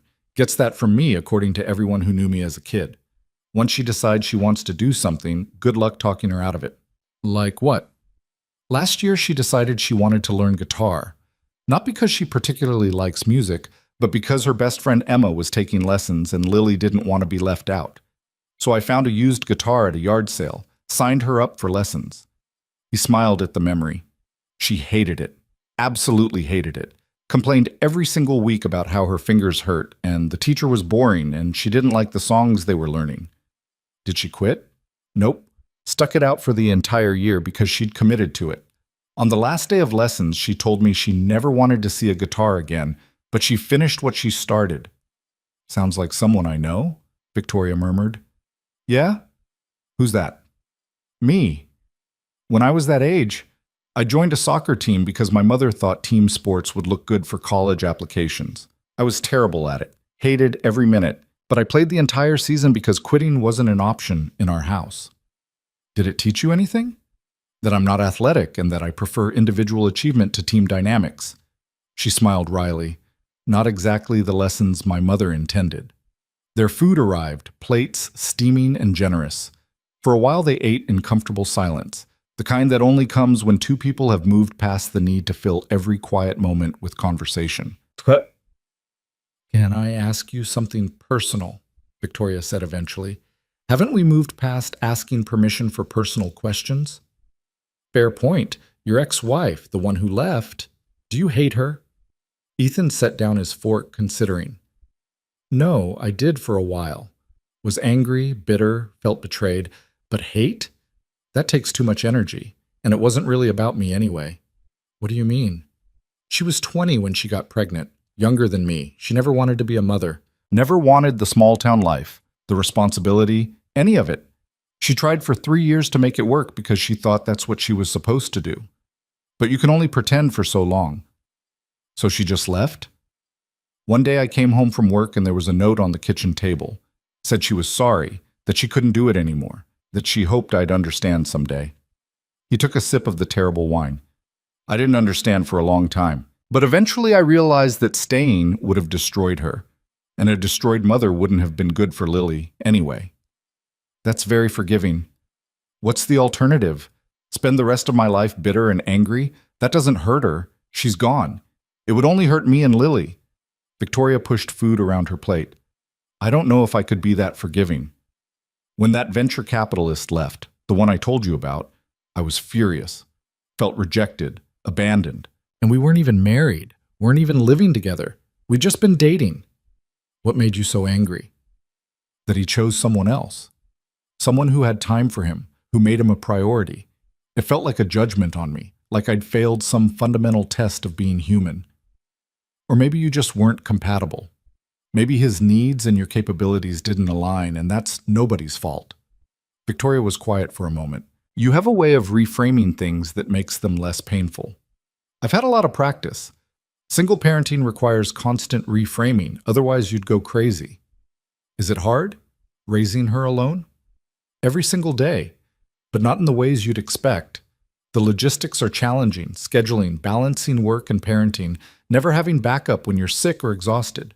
But the emotional part is harder, wondering if I'm enough. If she's missing out on things because she doesn't have a mother, if I'm teaching her the right lessons about relationships and love and what family means. What do you teach her? That family is what you make it, that love is a choice you make every day, not a feeling that just happens to you. That being there, really being there, matters more than being perfect. Victoria's eyes were bright with something that looked like longing. She's lucky to have you. I keep telling you, I'm the lucky one. I know you believe that. I'm starting to understand why. The restaurant noise swirled around them, laughter from nearby tables, the clatter of dishes, someone's phone ringing and being quickly silenced. Normal sounds of normal life, the kind Victoria probably rarely experienced. What would you do differently? Ethan asked. If you could go back, change one decision, what would it be? Victoria didn't hesitate. I would have said yes. To the proposal? No. Earlier than that, I would have said yes to myself, to the parts of me that wanted things besides success, the parts that wanted connection, relationship, meaning beyond quarterly earnings. She met his eyes. I would have listened to the small voice inside that kept asking if this was really what I wanted, instead of drowning it out with work and achievement and the next goal. It's not too late. You keep saying that because it's true. You're 36, not 96. You have decades ahead of you, decades to build something different if you want to. And if I don't know how to want, if success and achievement are all I know, then you learn, same way you learned everything else. Victoria laughed softly. You make it sound so simple. I didn't say it was simple. I said it was possible. Those are different things. They finished their meal, splitting a tiramisu that was too sweet and too heavy and absolutely perfect. Ethan paid this time, waving away Victoria's protests. You got breakfast. My turn. This is ridiculous. I make exponentially more money than you. So, money's just money. We both have to eat. Outside, the temperature had dropped significantly. Their breath created clouds in the frigid air as they walked back toward the hotel. Above them, stars were beginning to appear in the darkening sky, sharp and bright without city lights to dull them. Look at that, Victoria breathed, stopping in the middle of the sidewalk. When's the last time I actually looked at stars? Can't see them in Manhattan? Not like this. Too much light pollution, too many buildings. She tilted her head back, taking in the vast expanse above them. I'd forgotten how big the universe is. Ethan stood beside her, watching her watch the stars. There was something vulnerable about her posture, her upturned face, the wonder in her expression. You know what Lily asked me once? He said quietly. She wanted to know if her mom could see the same stars we see, if maybe they connected us somehow, even though she was gone. What did you tell her? I said yes, that no matter where someone is, they're under the same sky. That distance is real, but connection can be too, if you choose to maintain it. Do you believe that? I want to, for her sake. Victoria lowered her gaze from the stars to look at him. You're a good father, Ethan. I hope you know that. I'm trying to be. That's more than a lot of people do. They walked the rest of the way in silence, the hotel lights growing closer with each step. Back in room 237, the temporary nature of their situation felt suddenly more pronounced. Tomorrow they'd leave, return to their separate lives. This strange, unexpected connection would fade into memory, a story to tell occasionally about the snowstorm and the shared room and the conversations that went deeper than either of them expected. Ethan tried not to think about how much that bothered him. Victoria disappeared into the bathroom to change, and he used the time to check his phone. Messages from the garage, a regular customer asking about a repair estimate, a text from Lily's grandmother with a photo of Lily covered in cookie dough, grinning at the camera. A reminder about Lily's upcoming dentist appointment, normal life waiting to resume. When Victoria emerged, she'd changed into her pajamas again, her hair down, face scrubbed clean. She looked younger without makeup, less polished, but somehow more real. "Want to watch something?" she asked, gesturing at the television. "I don't think I can sleep yet." "Sure. What are you in the mood for?" "Something mindless. A comedy, maybe? Something that doesn't require thinking."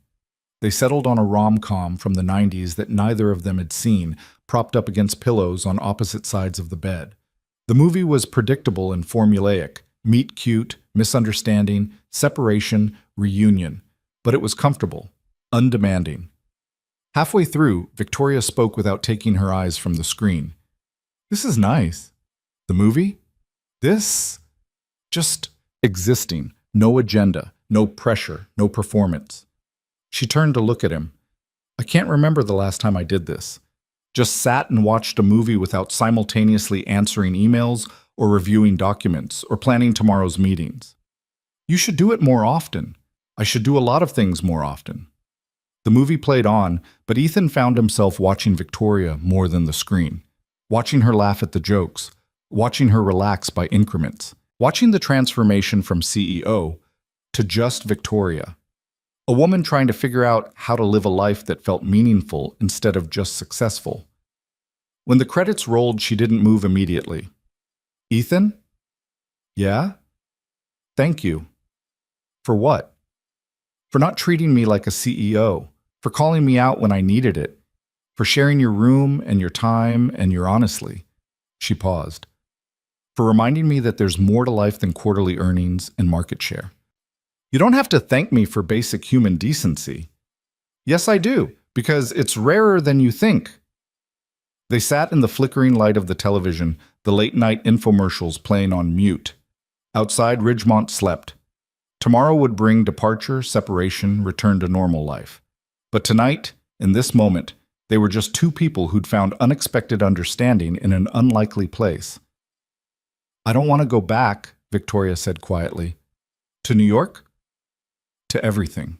The office, the meetings, the constant pressure to perform and produce and prove myself over and over. I don't want to go back to feeling empty." "So don't. It's not that simple." "No. But it starts with a decision, a choice to want something different." Victoria turned off the television, plunging the room into darkness broken only by the light filtering through the curtains. "What if I don't know how to want something different? What if success and achievement are so deeply programmed into me that I can't imagine anything else?" Then you start small, one decision at a time, one choice that prioritizes your happiness over your productivity. Then another. Then another. Like what? Ethan thought for a moment. Like taking next Sunday completely off. No email, no work calls, no catching up on anything. Just a day to exist. And do what? Whatever brings you joy. Read a book, take a walk, cook something, call an old friend, visit a museum. Anything that's just for you. "I don't know if I can." "Try. If it doesn't work, fine. But try." Victoria was silent for so long that Ethan thought maybe she'd fallen asleep. Then her voice came through the darkness, small and uncertain. "Will you tell me something?" "Sure. If we'd met under different circumstances, if I wasn't who I am and you weren't who you are, do you think we could have been friends?" Ethan smiled in the darkness. "I think we already are friends, Victoria. Circumstances don't change that." "Really? Really? You shared my terrible wine and my unsolicited advice and my company for 2 days. That's pretty much the definition of friendship." She laughed softly. "I suppose it is. Get some sleep. Tomorrow's going to be a long day." "Good night, Ethan." "Good night, Victoria." He lay in the darkness, listening to her breathing gradually slow and deepen. Tomorrow, they'd separate. Tomorrow, this strange, intense, unexpected connection would end. Tomorrow, they'd return to being strangers who happened to share a snowstorm. But tonight, in this moment, they were something more. And that would have to be enough. Morning came too quickly, announced by pale winter sunlight streaming through the hotel curtains and the distant rumble of snowplows clearing the streets. Ethan woke to find the other side of the bed empty, Victoria already up and moving around the room with quiet efficiency. She was dressed in fresh clothes, dark jeans and a burgundy sweater that probably cost more than his monthly grocery budget, and was methodically packing her suitcase with the same precision she likely applied to business decisions. Her hair was pulled back, her makeup minimal, but the corporate armor was already sliding back into place. "Morning," Ethan said, his voice rough with sleep. Victoria turned, and for just a moment her expression softened. "Morning. Sorry if I woke you. I'm used to early starts. What time is it?" 6:30. The front desk called. "They're arranging transportation back to our vehicles at Pine Ridge. Buses leave at 8. Ethan sat up, running a hand through his hair. The hotel room felt different in daylight, smaller, more impersonal.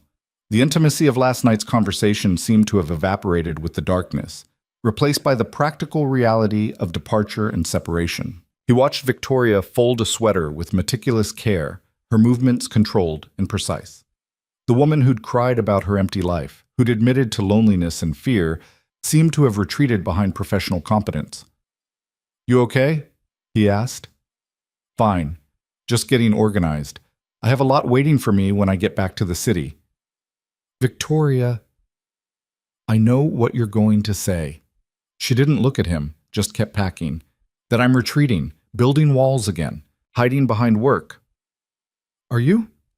She finally stopped moving, her hands resting on the open suitcase. "Maybe.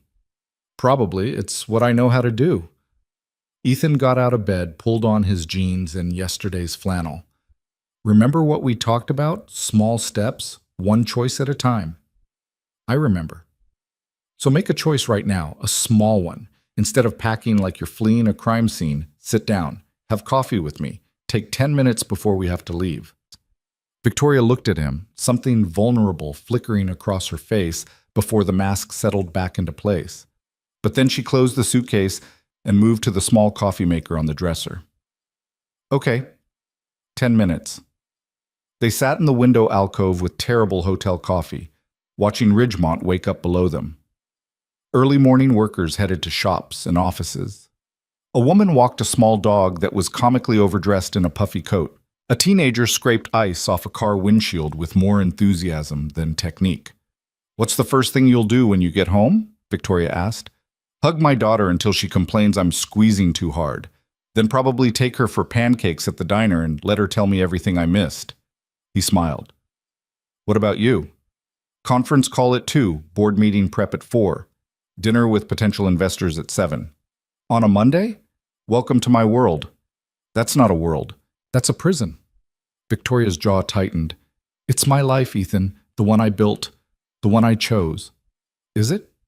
Or is it the one you think you're supposed to want?" "Don't." Her voice was sharp. "Don't do this. Don't make me question everything I've worked for right before I have to go back and be the person everyone expects me to be."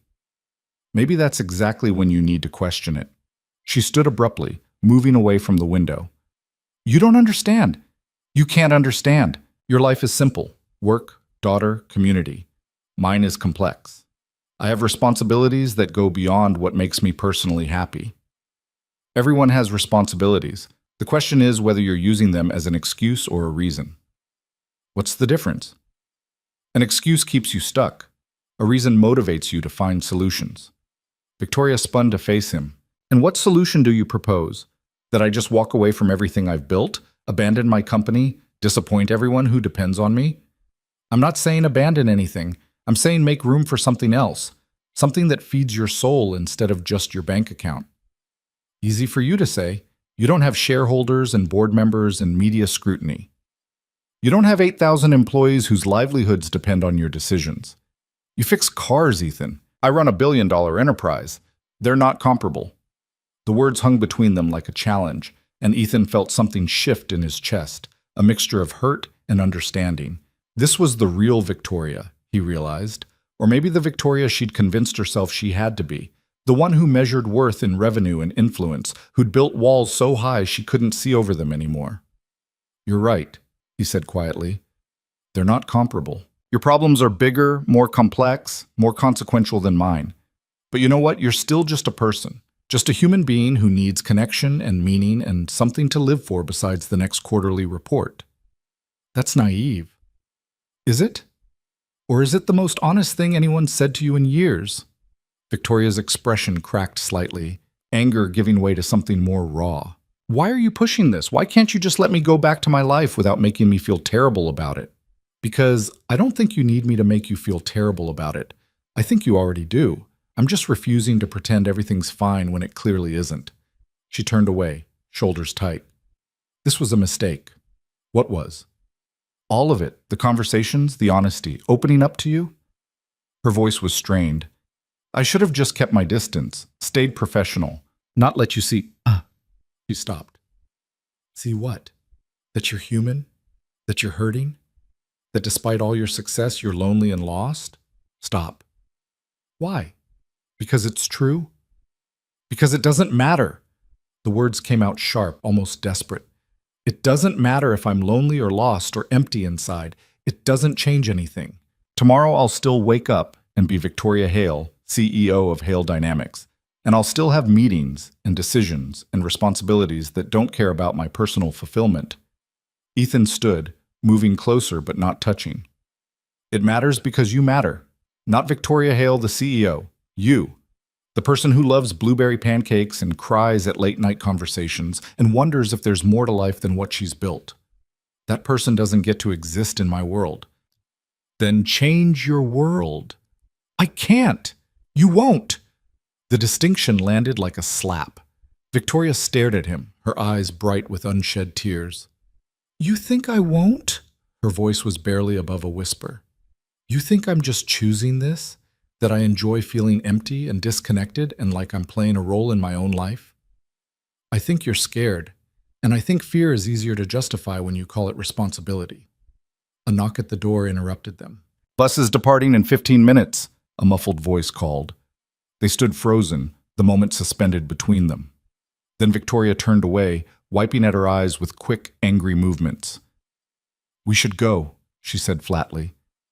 Victoria, please, let's just go. The bus ride back to Pine Ridge was silent and tense.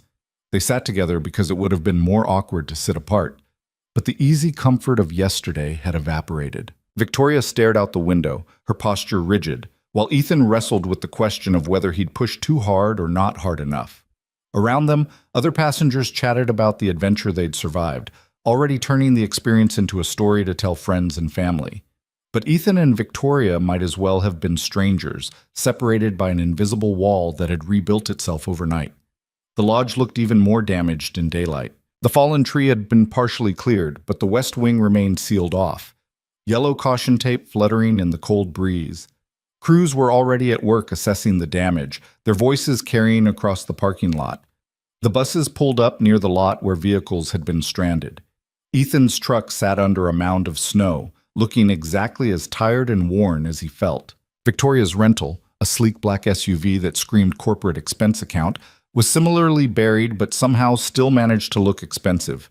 Passengers filed off the buses, claiming vehicles, scraping windshields, calling out goodbyes to people they'd bonded with over the shared ordeal. Ethan grabbed his duffel and Victoria's suitcase, carrying both to her SUV without asking. Thank you, she said stiffly. He helped her clear the snow, working in silence while his own truck waited. The physical activity felt good, gave him something to do besides navigate the minefield of everything they weren't saying. When the SUV was clear, Victoria clicked the key fob and loaded her luggage. She stood by the driver's door, one hand on the handle, not quite ready to leave, but not sure what else to say. Well, she began awkwardly. Thank you for everything. Sharing your room, the conversations, Victoria. Ethan cut her off gently. You don't have to do this. The polite corporate goodbye. We're past that. Are we? Because it feels like we're exactly where we started. Two strangers who got thrown together by circumstances and are now going back to our separate lives. Is that really how you see it? She met his eyes, and he saw the conflict there. The war between what she wanted to say and what she thought she should say. I don't know how I see it, she admitted. Part of me wants to drive away and forget this whole weekend ever happened. Go back to my life and pretend I never had these conversations or these realizations. And the other part? The other part is terrified that if I drive away, I'm choosing the empty life, choosing loneliness and achievement over meaning and connection. Her voice cracked slightly, and I don't know which choice is right. Ethan moved closer, closing some of the distance between them. There's no right choice, just the one you can live with. That's not helpful.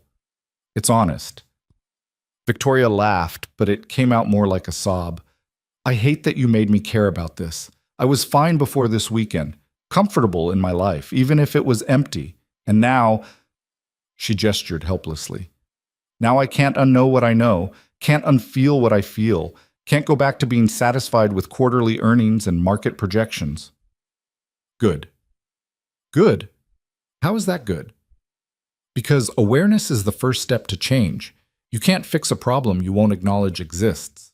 And if I don't want to fix it, if I just want to go back to not thinking about it, you can't. That's the thing about truth. Once you see it, you can't unsee it. You can ignore it, bury it, hide from it, but it doesn't go away. Victoria leaned against the SUV, suddenly looking exhausted. What am I supposed to do, Ethan? Walk into my office tomorrow and announce I'm scaling back to make room for personal fulfillment? My board would have me removed before lunch. Start smaller. Take one meeting off your calendar. Leave work at 7 instead of midnight. Call someone you care about just to talk, not because you need something from them. And that's supposed to fix everything? It's supposed to be a start. Small steps, remember? She was quiet for a long moment, her gaze fixed on the damaged lodge. You know what the crazy part is? I came up here to tour a facility, a data center that's just like the dozens of other data centers I've toured. Same technology, same infrastructure, same business model. Nothing new, nothing exciting, just another item to check off the expansion plan. Why are you telling me this? Because it hit me this morning. I was willing to drive 3 hours through mountains in winter for something that meant nothing, but I can't find time for things that might actually matter. Can't make space for relationships or experiences or anything that doesn't directly contribute to company growth. She looked at him. That's insane, right? That's a life that makes no sense. So change it. You keep saying that like it's simple. It's not simple, but it's possible. And the only person who can decide to do it is you. Victoria pushed off from the SUV, pacing a few steps through the cleared snow. What if I try and fail? What if I make changes and I'm still empty, still lonely? What if this isn't about my choices, but about who I fundamentally am? Then at least you tried. At least you didn't spend the rest of your life wondering what if. She stopped pacing, turning to face him fully. Why do you care so much? We barely know each other. In a week, you'll forget I existed. No, I won't. The certainty in his voice seemed to surprise her. Why not? Because you're not forgettable, Victoria. Because this weekend, weird and unexpected and completely surreal as it was, mattered.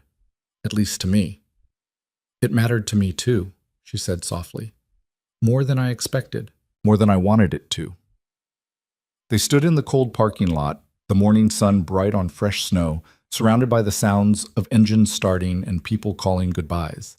The moment stretched between them, heavy with possibility and impossibility in equal measure. I should go, Victoria finally said. I have a long drive. Yeah, me too. Neither of them moved. Ethan, don't. He cut her off gently. Don't make promises we both know you can't keep. Don't say you'll stay in touch if you won't. Don't turn this into something messier than it needs to be. Then what do? We say goodbye. We go back to our lives, and maybe, if you mean what you said about wanting change, you actually make some changes. Not for me, not because of our conversations, but for yourself. Victoria's eyes were bright with tears she refused to let fall. What if I can't? Then you can't, but at least you'll know you tried. She moved toward him suddenly, closing the distance, and wrapped her arms around him in a hug that felt both desperate and grateful. Ethan held her, feeling the tension in her shoulders, the rapid beat of her heart against his chest. Thank you, she whispered into his shoulder, for seeing me, for being honest, for not wanting anything from me except for me to be happy. You're welcome. They held the embrace for a long moment, neither wanting to be the first to let go. Finally, Victoria pulled back, wiping at her eyes with the back of her hand. Okay, I'm going now, before I completely lose it in a parking lot. Drive safe. You too. She climbed into the SUV, started the engine. Ethan stepped back as she put it in reverse, maneuvering carefully through the snow-packed lot. At the exit, she paused, window rolling down. Ethan? He walked over. Yeah? Your daughter, Lily. Tell her... Victoria paused, choosing words carefully. Tell her she's lucky to have a dad who loves her the way you do, who makes her pancakes and builds forts and puts her first. Not every kid gets that. I will. And Ethan? Take care of yourself too. Not just her, yourself. You too, Victoria. Actually take care of yourself. Not just your company. She smiled, sad and hopeful and conflicted all at once. I'll try. That's all anyone can do. The window rolled up. The SUV pulled onto the main road, tires crunching through slush. Ethan watched it disappear around the curve, heading toward the highway that would take her back to New York and boardrooms and the billion-dollar life she'd built. He stood there long after she'd gone, feeling the cold seep through his jacket, wondering if he'd just watched someone drive toward change or away from it. Finally, he turned to his own truck, brushed off the remaining snow, and climbed inside. The engine protested, but eventually turned over, and he pulled out of the lot, heading in the opposite direction, toward Pinewood Valley and his daughter and the small, meaningful life he'd chosen. The drive home took longer than expected. The storm had done more damage than the plows could immediately fix, and Ethan found himself stuck in slow-moving traffic for nearly an hour outside of Ridgemont. He used the time to think, to process, to try to understand what had just happened over the past 2 days. He'd met a woman, shared a room with her by accident, had conversations that went deeper than he'd had with anyone in years. And now she was gone, driving back to a life she'd admitted made her miserable, but didn't know how to change. What did it mean? What was he supposed to do with any of it? By the time he pulled into Pinewood Valley, the afternoon sun was already starting its descent. The town looked exactly as he'd left it, small, familiar, comfortable. He drove past the garage where he'd spend tomorrow fixing engines and changing oil, past the elementary school where Lily learned about fractions and state capitals, past the park where they'd spent countless afternoons feeding ducks and playing on swings worn smooth by decades of children. His whole life was contained in these few square miles, and while part of him had always wondered what else might be out there, another part knew this was enough. This was home. He pulled into his mother-in-law's driveway just as the front door burst open and Lily came running out, her winter coat unbuttoned and flapping behind her. "Daddy!" Ethan barely had time to get out of the truck before she launched herself at him, wrapping her arms around his waist and squeezing tight. "Hey, Bug. Miss me?" "So much. I made you cookies and Grandma let me stay up late and we watched 3 movies and I learned a new dinosaur and..." She pulled back to look at him, her face bright with excitement. "Did you see any bears in the mountains?" "No bears, just a lot of snow." "Was it scary? Being stuck in the storm?" Ethan thought about the fallen tree, the power outage, the chaos of evacuation. But mostly he thought about quiet conversations by firelight and unexpected understanding with a stranger who became something more. "It was an adventure," he said finally. "I'll tell you all about it. But first, let me say hi to Grandma." Sarah, his ex-wife's mother, who'd inexplicably remained in his life and Lily's after her daughter left, stood on the porch smiling.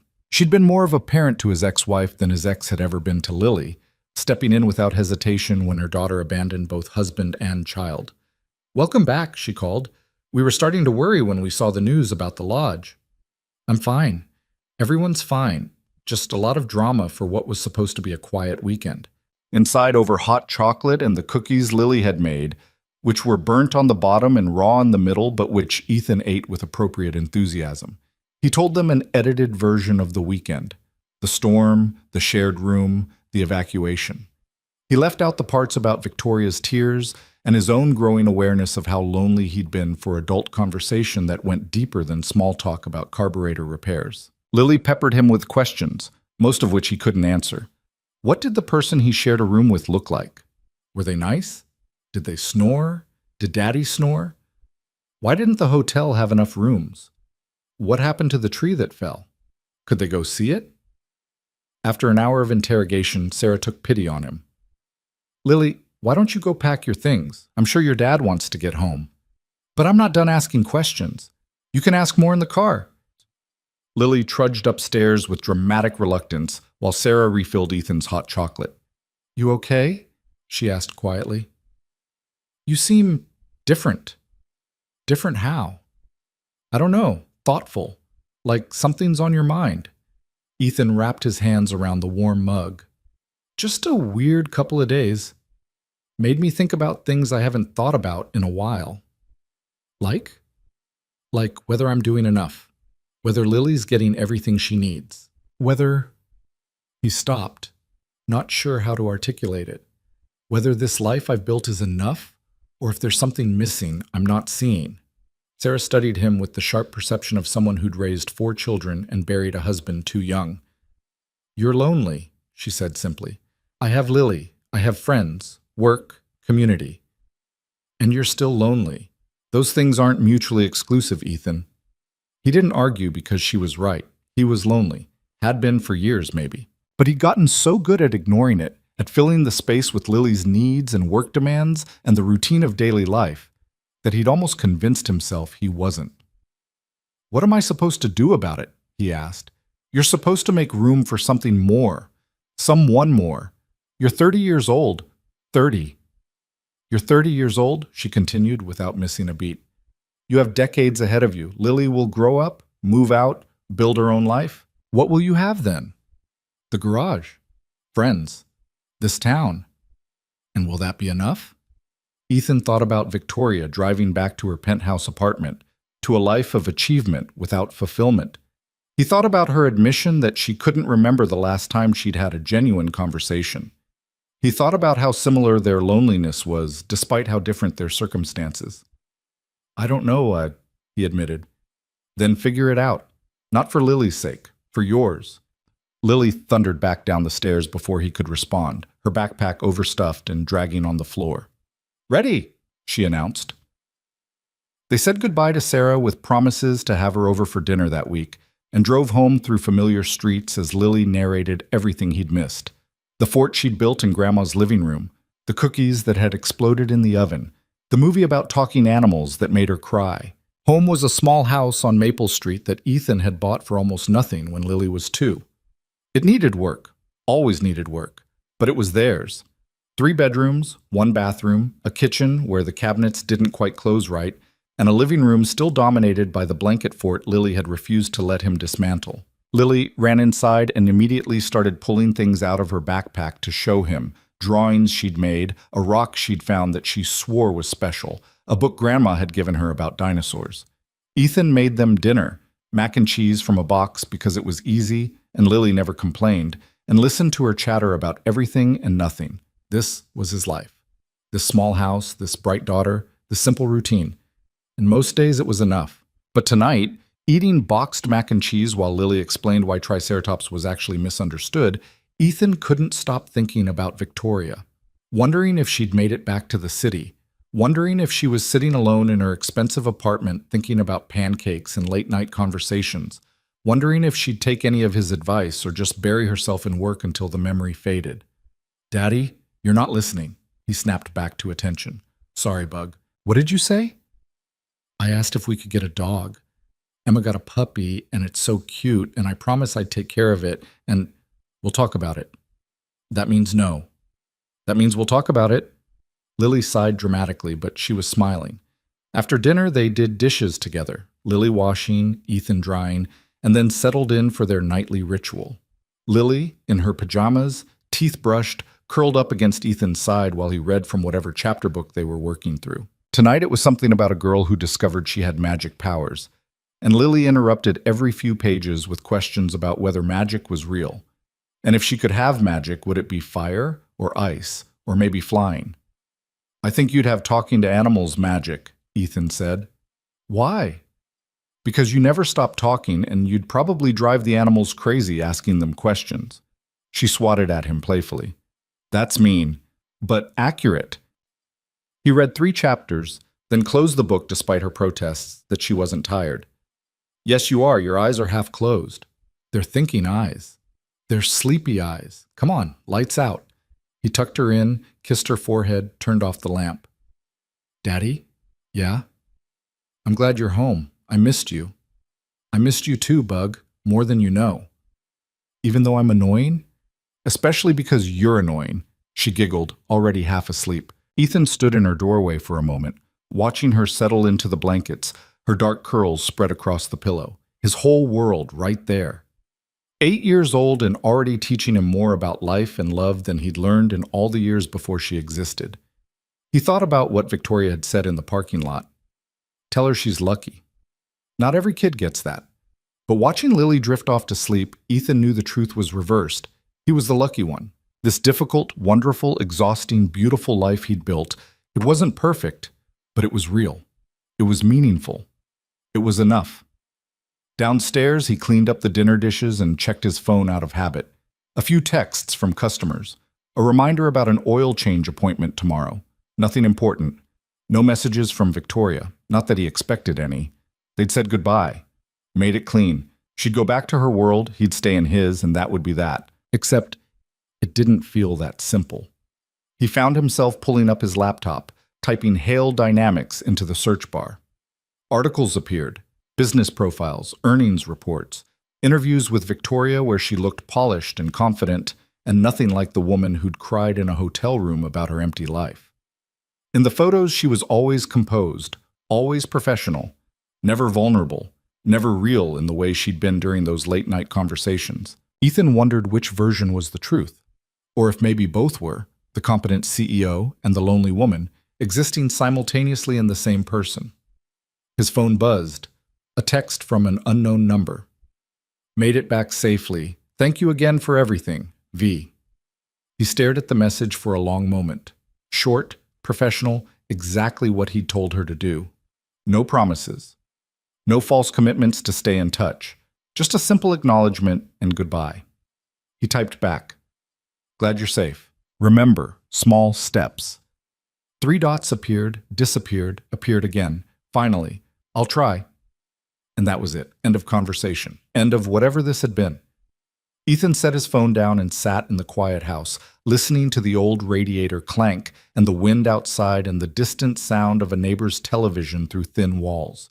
His life, his world, small and familiar and exactly what he'd chosen. Sarah's words echoed in his mind. What will you have when Lily grows up and moves out? He didn't know. Couldn't imagine that far ahead. Right now, this moment, this life was enough. Had to be enough. But somewhere in Manhattan, a woman sat alone in a penthouse apartment, probably staring at spreadsheets or preparing for tomorrow's meetings, carrying the weight of $1 billion company and an empty heart. And Ethan couldn't stop wondering if maybe, just maybe, their chance meeting would plant a seed. A small beginning of change. A first step towards something different. Small steps, he'd told her. One choice at a time. He hoped she'd take them. For her sake, not his. Because everyone deserved to feel like their life meant something. Everyone deserved connection, meaning, joy that went beyond achievement and success. Even billion-dollar CEOs who'd forgotten how to want anything besides the next quarterly goal. Ethan turned off the laptop and headed upstairs to bed, leaving his phone on the counter. Tomorrow would bring car repairs and parent-teacher conferences and the ordinary chaos of his ordinary life. But tonight, in the quiet darkness, he let himself hope that somewhere out there, Victoria was looking at her calendar and deleting one meeting, taking one small step, choosing one moment of personal happiness over professional obligation. It wasn't much, but it was a start, and sometimes that's all anyone could ask for. 3 weeks passed. Ethan fell back into the rhythm of his life with the ease of long practice. Morning pancakes with Lily, days at the garage fixing transmissions and diagnosing check engine lights, evenings helping with homework and reading bedtime stories. The weekend at Pine Ridge faded into memory, becoming just another story about that time he got stuck in a snowstorm. Except it didn't fade, not completely. He found himself thinking about Victoria at odd moments. While changing oil on a Honda Civic, he'd remember her laugh at the terrible wine. While reading to Lily before bed, he'd recall her wistful expression watching families in the park. While lying awake at night, he'd wonder if she'd taken any of his advice or just buried herself deeper in work. The text messages had stopped after that first exchange.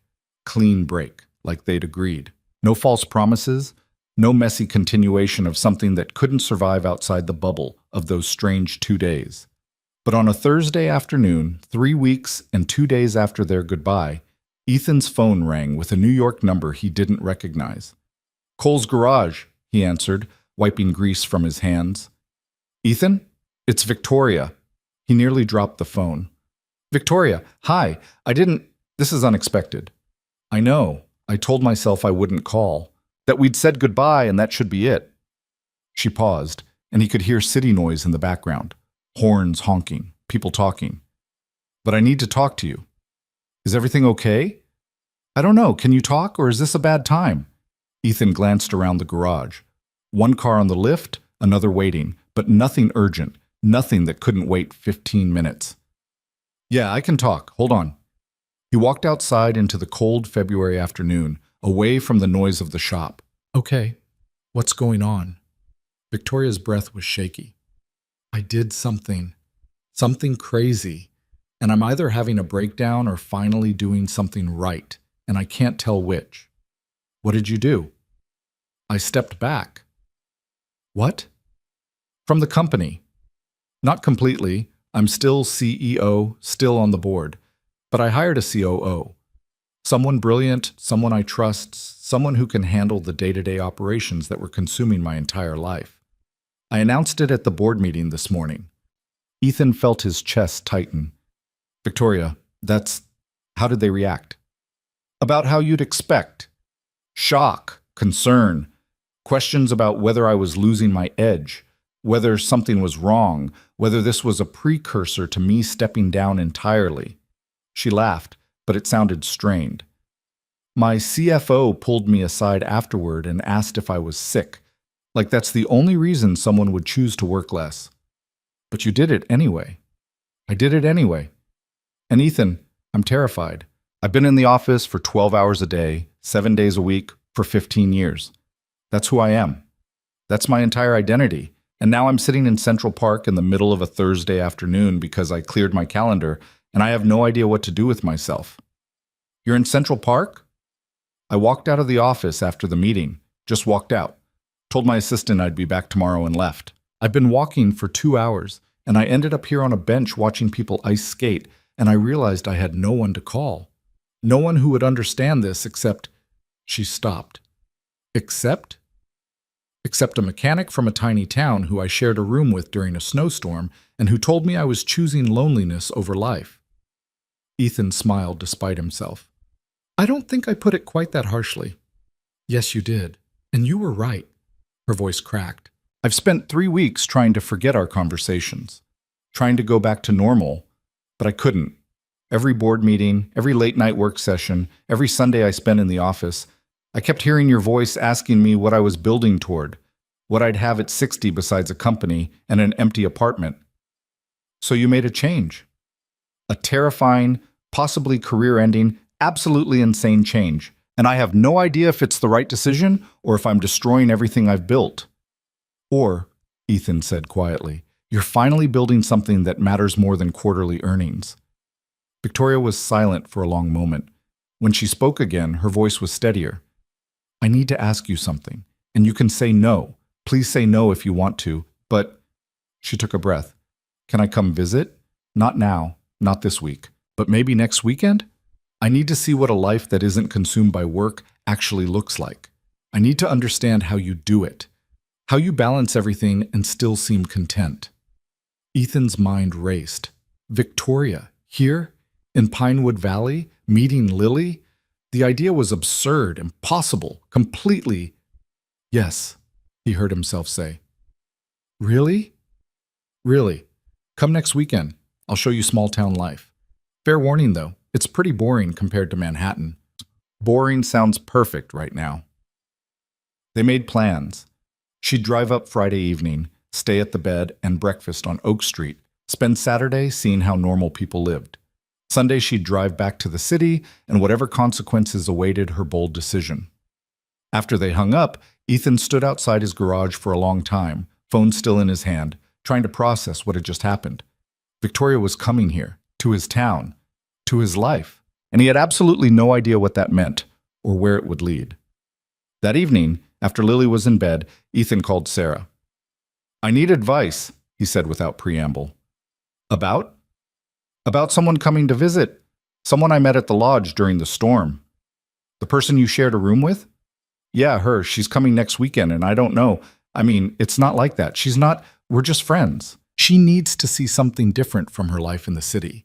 And I said she could come, but now I'm wondering if that was stupid, because what if Lily gets attached, or what if… Ethan, breathe, he breathed. Now tell me what's really worrying you. That I care about her, more than I should for someone I barely know. That I've been thinking about her for 3 weeks, and now she's actually coming here, and I don't know what that means. Sarah was quiet for a moment. Does Lily know? Not yet. I'll tell her this weekend. Keep it casual. Just a friend visiting. And is that what she is? Just a friend? Ethan rubbed his face. I don't know. Maybe. Probably. We live completely different lives. She runs a billion-dollar company. I fix cars. There's no realistic scenario where this becomes anything more. And yet you want it to. It wasn't a question. Sarah had always been able to read him too easily. I want her to be happy, Ethan said carefully. I want her to find whatever she's looking for. If that involves me, great. If not, that's okay too. You're a terrible liar. I know. Friday evening arrived faster than Ethan expected. He'd told Lily that morning that a friend was coming to visit for the weekend, someone he'd met during the snowstorm, someone who lived in a big city and wanted to see what small-town life was like. Lily had immediately launched into 1,000 questions. Was the friend a boy or a girl? How old were they? Did they like dinosaurs? Could they come to her soccer game on Saturday? Would they stay for dinner? Could Lily show them her room? We'll see, Ethan had said to most of them, which Lily correctly interpreted as probably yes. Now, standing in his living room at 7 p.m. on a Friday, Ethan looked around with fresh eyes. The house was clean, or as clean as it got with an 8-year-old in residence. The blanket fort was still up because Lily had threatened rebellion if he took it down. Dinner was in the oven, nothing fancy, just a chicken casserole that he could stretch if Victoria ended up staying for dinner, despite the plan being for her to go to the bed and breakfast. His phone buzzed. Just past the town limits. GPS says 5 minutes. Ethan's stomach tightened. This was really happening. Daddy, is your friend here yet? Lily called from upstairs where she was supposed to be putting on pajamas. Almost. Come down when you're ready. 3 minutes later, headlights swept across the front window. A car door closed. Footsteps on the front walk. Ethan opened the door before Victoria could knock. She stood on his porch looking completely out of place and somehow exactly right at the same time. She wore jeans and a simple navy sweater, her hair pulled back in a ponytail, minimal makeup. Dressed down by her standards, but still radiating a kind of urban sophistication that Pinewood Valley rarely saw. Hi, she said, and her smile was nervous and genuine. Hi, come in. It's freezing out there. She stepped inside, looking around the small entryway with undisguised curiosity. Lily's backpack on the floor, Ethan's work boots by the door, a coat rack overflowing with jackets and scarves, the kinds of details that made a house a home. This is nice, Victoria said. It's very small, cluttered, nothing like a Manhattan penthouse. Lived in. I was going to say lived in. Footsteps thundered down the stairs and Lily appeared, pajama top on backward, hair escaping from her ponytail. Hi, I'm Lily. Are you Daddy's friend from the snowstorm? Did you get trapped too? Was it scary? Do you like dinosaurs? Victoria's expression transformed, surprise giving way to genuine delight. Hi, Lily, I'm Victoria. And yes, I got trapped in the snowstorm too. It was a little scary, but your dad made it better. Because he's good at fixing things? Because he's good at talking to people, at making them feel less alone. Lily considered this. He reads really good bedtime stories too. Do you want to hear one? Lily, Ethan interrupted gently, Victoria just got here. She probably wants to get settled at the bed and breakfast, maybe grab some dinner. Actually, Victoria said, a bedtime story sounds perfect, if that's okay. So that's how Victoria Hale, CEO of a billion-dollar tech company, ended up sitting cross-legged on Ethan's worn couch with an 8-year-old girl pressed against her side, listening to Ethan read about a magical girl who could talk to animals. Lily interrupted every few pages with commentary, and Victoria listened with the focused attention she probably usually reserved for board presentations. When Ethan finished the chapter, Lily turned to Victoria with serious eyes. "Do you have kids?" "No, I don't." "Why not?" "Lily," Ethan warned, "that's personal." "It's okay," Victoria said. "I don't have kids because I was always too busy with work. I thought there would be time later, but later keeps getting later, and now I'm not sure if it'll happen." Lily absorbed this with the brutal honesty of childhood. "That's sad. Kids are fun. I mean, I'm fun." "Right, Daddy?" "You're a menace," Ethan said affectionately, "but yes, also fun. Now, bed. For real this time." "Can Victoria tuck me in?" Both adults froze. Ethan started to say no, to make an excuse, but Victoria spoke first. "I'd like that." "If it's okay with your dad." "It's okay," Ethan managed. He watched them head upstairs, Lily chattering about her room and her stuffed dinosaur collection and the drawing she'd made at school. This woman who'd admitted to not knowing how to be normal, being led upstairs by his daughter like it was the most natural thing in the world. They were gone for 15 minutes. When Victoria came back down, her eyes were suspiciously bright. "She's something special," Victoria said quietly. "Yeah, she is." "She asked me if I was going to be her daddy's girlfriend. Very directly, no filter." Ethan's face heated. "I'm sorry. She doesn't... Kids just say whatever they're thinking without... I told her I didn't know, that your dad and I were friends who were still figuring things out." Victoria met his eyes. "Was that okay?" "That was perfect." The casserole was still warm, and despite her protests that she didn't want to impose, Victoria stayed for dinner. They ate at Ethan's small kitchen table, and she asked questions about his day, his work, his life, with the genuine interest of someone who actually wanted to know. He told her about the ancient Buick he was trying to resurrect, about Lily's upcoming science fair project on volcanoes, about the town council meeting where they debated for 2 hours about whether to repaint the water tower. "That sounds incredibly boring," Victoria said. "It was, but it matters to people here. It's their town, their water tower. They want a say in what it looks like. In New York, decisions like that are made by committees and contractors. Nobody asks the residents what they want." "Is that better or worse?" "Efficient, but soulless." She set down her fork. "Everything in the city is efficient and soulless, fast but empty. I'm starting to realize I've built a life that works perfectly on paper but fails completely in practice." Is that why you hired a COO? To create space for something more?" "Partly. Also because I was terrified that if I didn't make a change soon, I'd wake up at 60 having accomplished everything and experienced nothing." She looked around the kitchen, at the drawings on the fridge, the mismatched chairs, the window that overlooked a small backyard where a swing set sat waiting for spring. "This is what I want. Not specifically this, but this feeling of home, of life being lived instead of endured." "You can have that." "Can I? I don't know how to build it. I know how to build companies and close deals and manage thousands of employees, but building a life? A real life with relationships and meaning and joy? I have no idea where to start." Ethan reached across the table, covering her hand with his. "You start by showing up, like you did tonight. You start by being present instead of planning the next thing. You start by letting yourself want something besides achievement. What if I'm not good at it? Then you'll learn. Same way Lily learned to tie her shoes and ride a bike and read. You practice until it gets easier." Victoria turned her hand over, lacing her fingers through his. The gesture felt significant, weighted with possibility. "Can I tell you something?" she asked quietly. "Always. I've been thinking about you every day since we said goodbye. Every single day. And I told myself it was just because you challenged me, because you made me uncomfortable in ways I needed to be uncomfortable. But," she paused, "but I think it's more than that." Ethan's heart was pounding. "Victoria, I don't know what this is. I don't know if it's just gratitude or genuine connection or some kind of crisis-induced attachment. And I know the logistics are impossible. You live here, I live in New York. We have completely different lives. But I needed to say it. I needed you to know that you matter to me. More than someone I met during a snowstorm should matter." "You matter to me too," Ethan said. "I tried to tell myself you didn't.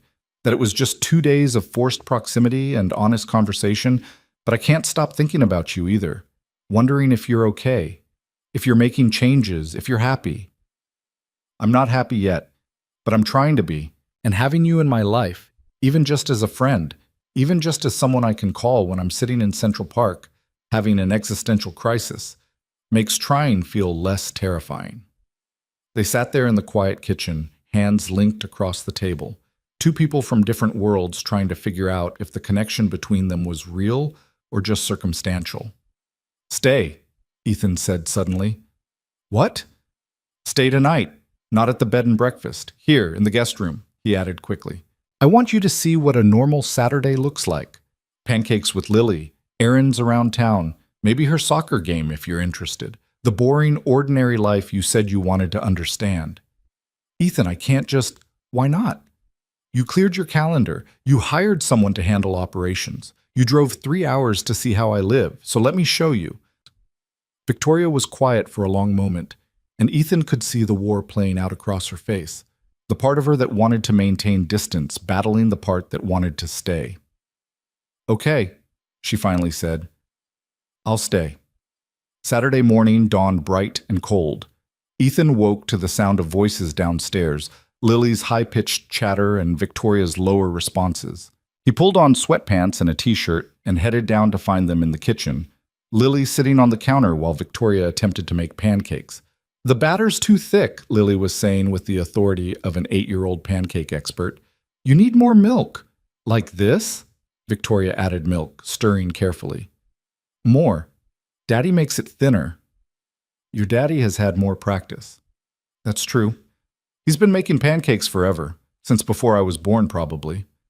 Ethan leaned against the doorway, watching them. Victoria had clearly slept in her clothes from yesterday. Her hair was falling out of its ponytail, and she was concentrating on pancake batter with the same intensity she probably brought to board meetings. "Morning," he said.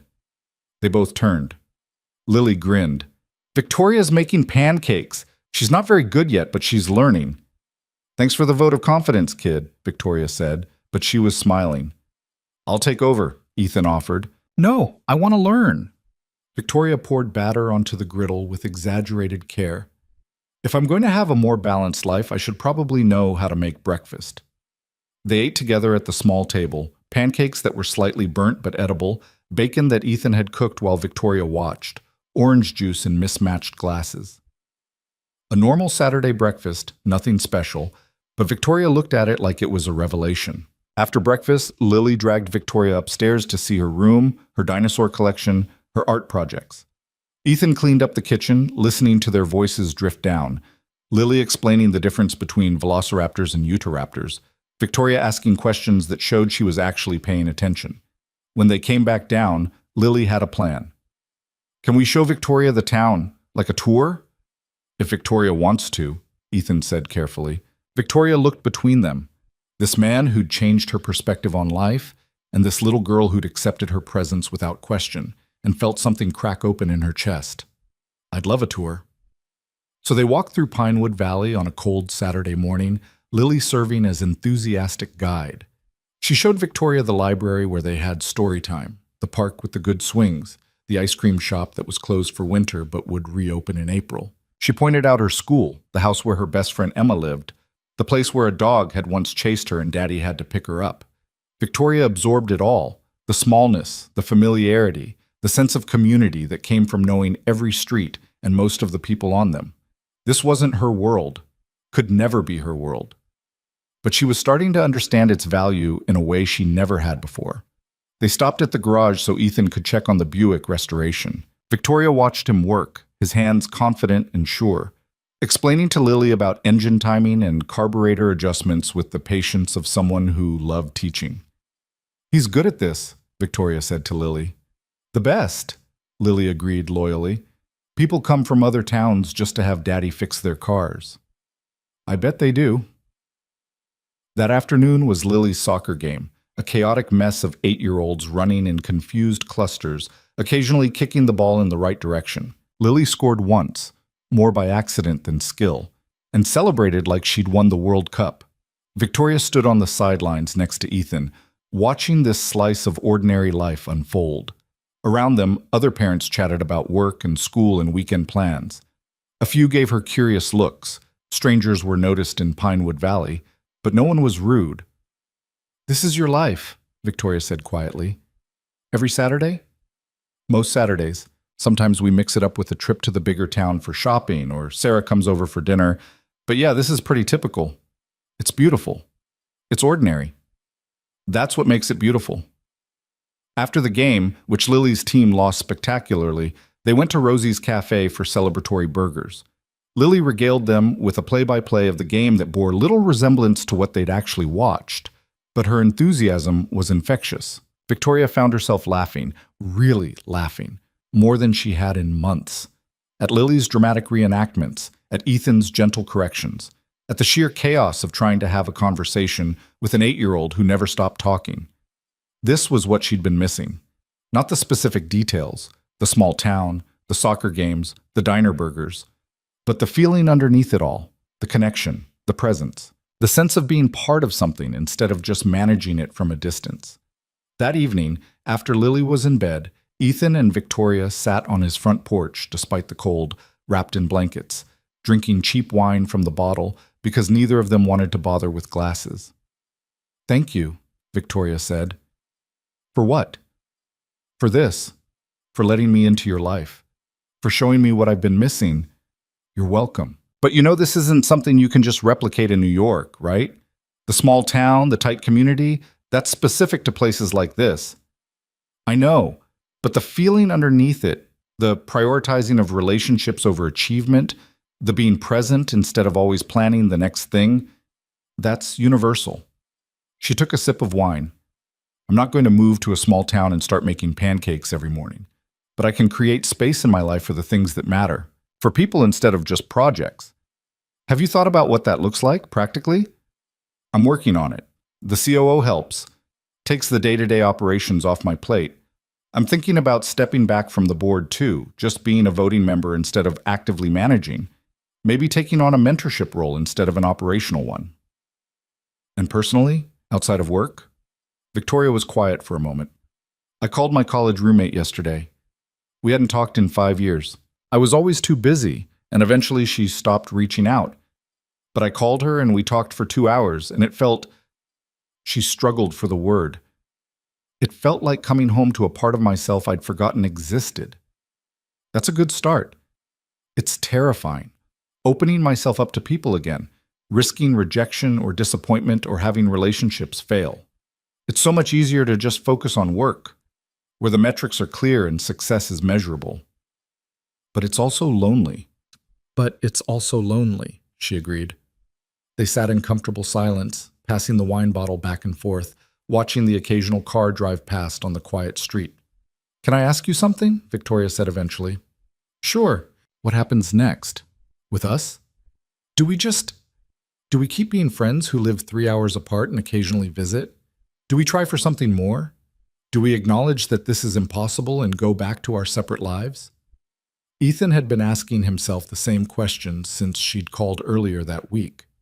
The practical part of him knew the obstacles were significant. Different lives, different worlds, a daughter to consider. The less practical part, the part that had been lonely for years without fully acknowledging it, wanted to try anyway. "I don't know," he said honestly. "I know I care about you. I know I want you in my life somehow, but I also know I can't uproot Lily, can't move to New York and expect that to work. And I can't ask you to give up everything you've built to move to a town of 3,000 people. So we're stuck. Or we figure out something in between. You're already making changes, stepping back from operations, creating space for a life outside work. Maybe that space includes regular visits here. Maybe it includes phone calls and video chats and making this work despite the distance.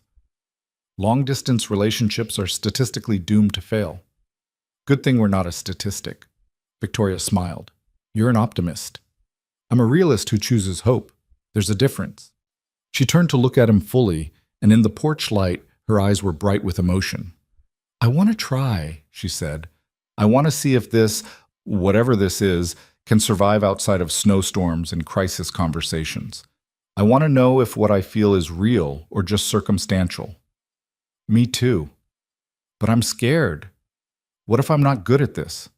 What if I don't know how to be in a relationship because I've spent so long avoiding them? Then we'll figure it out together. Small steps, remember? Victoria laughed. You and your small steps. They work. She leaned against him, her head on his shoulder, and Ethan wrapped an arm around her. They sat there on his front porch in a small town that Victoria had never heard of 3 weeks ago, building something fragile and tentative and impossibly hopeful.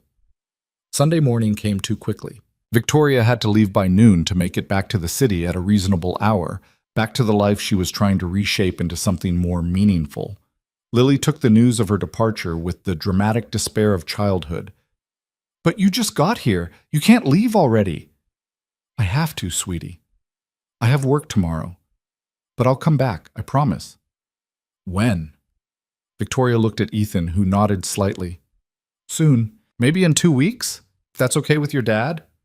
It's okay with me, Ethan said. Lily extracted promises that Victoria would call her, that she'd come to the next soccer game, that she'd learn to make better pancakes before her next visit. Victoria agreed to all of it with the solemnity of someone making a binding contract. At her car, parked in Ethan's driveway, Victoria turned to face him. This weekend was... She struggled for words. It was everything I needed and didn't know how to ask for. I'm glad you came. Me too. She glanced at the house where Lily was watching from the window. She's amazing. You're doing an incredible job with her. We have our moments, but thank you. And Ethan? Victoria stepped closer. I meant what I said last night. I want to try this. I want to see if we can build something real despite the distance and the complications and all the logical reasons why it shouldn't work. So do I. She kissed him then, brief and soft and full of promise. A beginning, not an ending. I'll call you tonight, she said, after Lily's in bed. I'll be waiting. He watched her drive away, the same scene as 3 weeks ago, but completely different. This time it wasn't goodbye. It was see you soon. Inside, Lily pressed against the window, waving frantically. Ethan joined her, slipping an arm around her shoulders. I like her, Lily announced. She's nice, and she's trying really hard even though she doesn't know how to do normal stuff yet. Yeah, she is. Are you going to marry her? Lily, we're just friends right now. But you like her. I can tell. I do like her. But it's complicated. She lives far away. She has a big important job. We have to figure out how to make things work. You'll figure it out, Lily said with the confidence of a child who'd never encountered a problem her father couldn't solve. You're good at fixing things. Ethan smiled, pulling her close. This isn't like fixing an engine bug. No, it's more important. So you'll be extra good at it. That night, after Lily was asleep and the house was quiet, Ethan's phone rang right on schedule. Hi, Victoria said, and he could hear the smile in her voice. Hi. Make it back okay? Yeah, traffic wasn't bad. I'm sitting in my apartment now and it feels... She paused. Empty, sterile. Like a hotel room I've been living in for years without noticing. That's fixable. Is it? Sure. Small steps. Add some personal touches, photos, plants, things that make it feel like home instead of just a place you sleep. I don't have photos, or plants, or anything personal, really. It's all designer furniture and modern art that an interior decorator picked out. Then take some photos, buy some plants, make it yours. You make it sound so simple. It can be. You're just not used to thinking about what you want versus what you think you should want. Victoria was quiet for a moment. I had 3 meetings today. 3 people tried to schedule meetings, and I said no to all of them. Just no.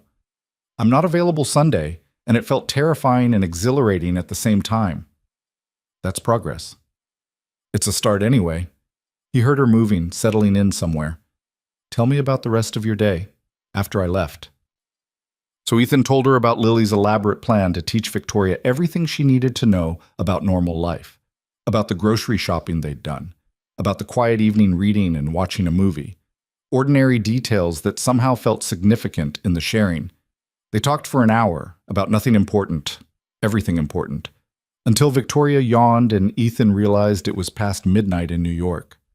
Get some sleep, he said. You have that meeting tomorrow. Oh, The one I didn't cancel because the COO needs to sit in and learn how I handle the client. Exactly. So sleep. Ethan. Yeah? Thank you. For this weekend. For showing me what I've been missing. For, her voice caught slightly, for making me want to be better. Not more successful. Just better. Happier. More whole. You don't have to thank me for that. You're doing the work. I'm just cheering you on. Still, thank you. You're welcome. Now seriously, sleep. Good night, Ethan. Good night, Victoria. The weeks that followed fell into a pattern. Victoria visited every other weekend, slowly becoming part of the fabric of Ethan's life. She learned to make pancakes that didn't burn. She attended Lily's soccer games and school events. She had dinner with Sarah, who approved with the sharp assessment of someone who'd seen Ethan alone for too long. In between visits, they talked every night, sometimes for hours, sometimes just for a few minutes. Victoria told him about the changes she was implementing, the struggles and successes of trying to build a life instead of just a career. Ethan told her about Lily's latest dinosaur obsession, about the cars he was working on, about the ordinary beauty of a life well lived. 2 months in, Victoria made another change. She bought a small house in a town 30 minutes from Pinewood Valley, close enough to visit regularly, far enough to maintain some independence. It wasn't giving up her New York apartment or her position at the company. It was creating a second home, a place to escape to on weekends and holidays, a foothold in a different kind of life. You bought a house? Ethan asked when she told him. I bought a house. It's small, needs work, but it has a yard and a porch and it's mine, not some sterile apartment that could belong to anyone. That's a pretty big step. You said small steps. This feels small compared to uprooting my entire life. Victoria, buying a house is not a small step. Fine, it's a medium step, but it feels right, and I'm learning to trust that feeling instead of just analyzing everything to death. 6 months after the snowstorm that brought them together, Victoria showed up at Ethan's house on a Friday evening, looking nervous in a way he'd never seen before. What's wrong? He asked immediately. Nothing's wrong. I need to talk to you about something. Something big. They sat on the porch, their usual spot for important conversations. I've been offered something, Victoria began. A position advising a tech nonprofit that works on digital literacy programs for underserved communities. It's part-time, mostly remote, completely different from what I've been doing. That sounds amazing. It would mean stepping down as CEO, staying on the board, keeping my equity, but giving up the operational control I've held for 15 years. Ethan's breath caught. That's huge. It's terrifying. My entire identity has been wrapped up in being CEO of Hale Dynamics, and now I'm considering walking away from that to work part-time for a nonprofit that'll pay me a fraction of what I make now. What does your gut tell you? That I want to do it, that I've built something incredible with Hale Dynamics, but that chapter of my life is complete. That this new opportunity is about legacy and impact instead of just profit and growth. She turned to look at him. But I'm scared I'm making this decision for the wrong reasons. What would the wrong reasons be? That I'm doing it because of you, because of us, because I want more time for this relationship and this life, and I'm using the nonprofit as justification. And what would the right reasons be?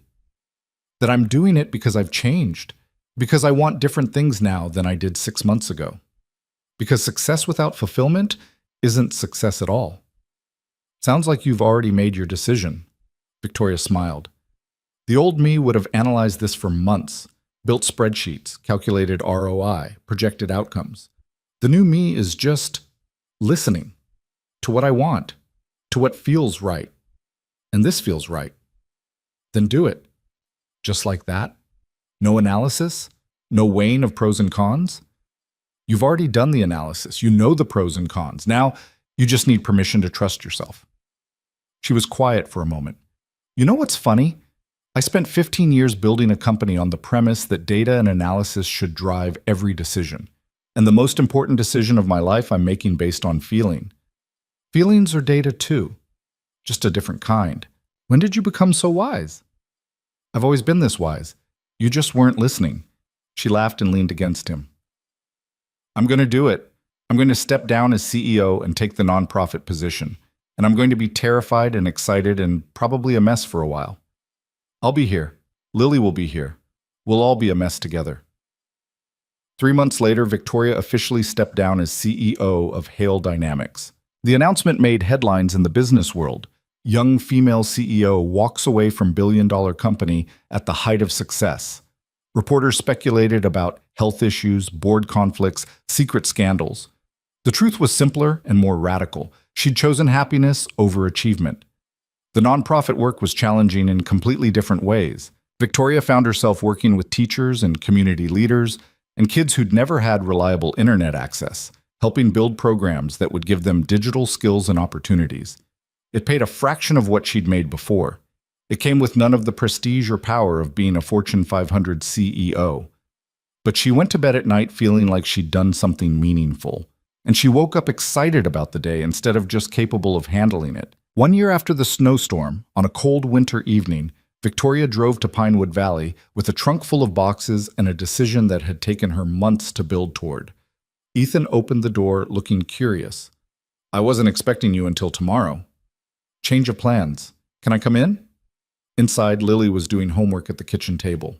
She looked up and grinned. "Victoria, did you bring cookies?" "Not tonight, sweetie, but soon." Victoria set down one of the boxes. "I need to talk to both of you about something." They gathered in the living room, Ethan and Lily on the couch, Victoria in the armchair, looking more nervous than she had before any board meeting. "So," she began, "I've been thinking a lot about the future, about what I want my life to look like, and I've made some decisions." "Are you moving away?" Lily asked, eyes wide with worry. "Actually, the opposite. I'm moving here, to Pinewood Valley, permanently." Ethan stared at her. "What?" "I'm selling the New York apartment. The house I bought here, I'm making it my primary residence. The nonprofit work is fully remote anyway, and I've realized that everything I actually care about is here. This town, you, Lily, this life we've been building together on weekends and phone calls." "Victoria, you can't just uproot your entire life." "Why not?" "You did. When Lily was born, you gave up university and a completely different future because it was the right choice. This is my right choice. Finally. But New York is your home, your whole world." "Was empty," she interrupted. "You were right about that. I had everything and nothing at the same time. Here." She gestured around the small living room. "Here I have something real, something meaningful, a community. People who know me as Victoria, not Victoria Hale, the CEO. And you. Both of you." Lily looked at Ethan with enormous eyes. "Daddy, can she stay?" "It's not that simple, Bug." "Oh, why not? You like her. She likes us. She wants to stay. Why is that complicated?" Out of the mouths of children, Ethan thought. Why was it complicated? Because he was scared. Because letting someone in this fully, this permanently, meant risking the kind of hurt he'd experienced when his ex-wife left. Because Lily was already attached, and if this didn't work out, she'd be devastated. But he looked at Victoria, this woman who'd walked away from billions to work for a nonprofit, who'd sold her penthouse to move to a town of 3,000, who was sitting in his living room asking to build a life together, and realized fear was a terrible reason to say no. "Okay," he said quietly. Victoria's eyes widened. "Okay?" "Yeah, okay, move here. Build a life here. With us." "Really? Really?" Lily launched herself at Victoria with a squeal of joy, wrapping her arms around her neck. "You're staying! You're really staying!" Victoria hugged her back, tears streaming down her face. "I'm really staying." Over Lily's head, she met Ethan's eyes. He saw his own hope and fear reflected there, the terrifying leap of faith required to choose love and connection over safety and solitude. But some leaps were worth taking. 6 months later, on a warm Saturday afternoon, Victoria stood in the backyard of her house. Their house now, in all the ways that mattered, watching Ethan help Lily build a treehouse in the old oak tree. She'd made good on her promise to the nonprofit, developing digital literacy programs that were now being implemented in 3 states. She joined the Pinewood Valley Town Council, contributing her business expertise to boring but important decisions about infrastructure and development. She'd learned to make pancakes without burning them, though Lily maintained Ethan's were still better. She'd built a life. Not the life she'd imagined at 25 when she'd founded Hale Dynamics with dreams of changing the world through technology, but a life that mattered in different, deeper ways. "Victoria, come see!" Lily called from her perch in the tree. She walked across the grass, her yard, her home, and looked up at the treehouse taking shape. "What do you think?" Ethan asked, hammer in hand. "I think it's perfect. It's not finished yet." "I know, but it will be. Small steps, right?" He climbed down and wrapped an arm around her waist. "You've come a long way from the woman who didn't know how to make pancakes." "I've come a long way from a lot of things." Lily called down more instructions about window placement, and Ethan climbed back up to adjust boards while Victoria watched. This was her life now. Treehouses and town council meetings, and a daughter who wasn't biologically hers but felt like it in every way that counted. She'd traded quarterly earnings reports for soccer games, board meetings for bedtime stories, a penthouse apartment for a small house that needed constant fixing but was filled with laughter and love. And she'd never been happier. That evening, after Lily was asleep and the treehouse construction had paused for the day, Victoria and Ethan sat on their front porch. Different house, same ritual, watching stars appear in the darkening sky. "Do you regret it?" Ethan asked quietly. "Giving up everything you built?" "I didn't give it up. I traded it for something better." She laced her fingers through his. "The company still exists. It's still successful. I'm still on the board. But it doesn't define me anymore. This does. You and Lily and this life we're building together. That's a lot of pressure to put on a small-town mechanic and his kid. Good thing you're both up for the challenge." He pulled her close, and they sat in comfortable silence, listening to the sounds of their neighborhood settling in for the night. Somewhere a dog barked. A car drove past. Normal sounds of a normal evening in a normal town. But there was nothing normal about what they'd built. Two people from completely different worlds, brought together by a snowstorm in forced proximity, who'd chosen to bridge the impossible distance between their lives. "Thank you," Victoria said softly. "For what?" "For seeing me, for pushing me, for not letting me hide behind my success and pretend I was happy. Thank you for being brave enough to change, to want something different." "I love you," she said. Simple words, long overdue. "I love you too." And there, on a front porch in Pinewood Valley, watching stars appear over a life they'd built together from honesty and hope and small steps toward something better, they sat in perfect, meaningful silence. The snowstorm that brought them together had long since melted. But what they'd found in that forced intimacy, the understanding, the connection, the courage to want more from life than just success, that remained, and would continue to remain through all the ordinary days and extraordinary moments that make a life worth living. Sometimes the most important meetings don't happen in boardrooms. Sometimes they happen in mountain lodges during blizzards, when two strangers are forced to share a room and end up sharing something much more valuable, the truth about who they are and what they really need. And sometimes, if you're very lucky, that truth leads you home.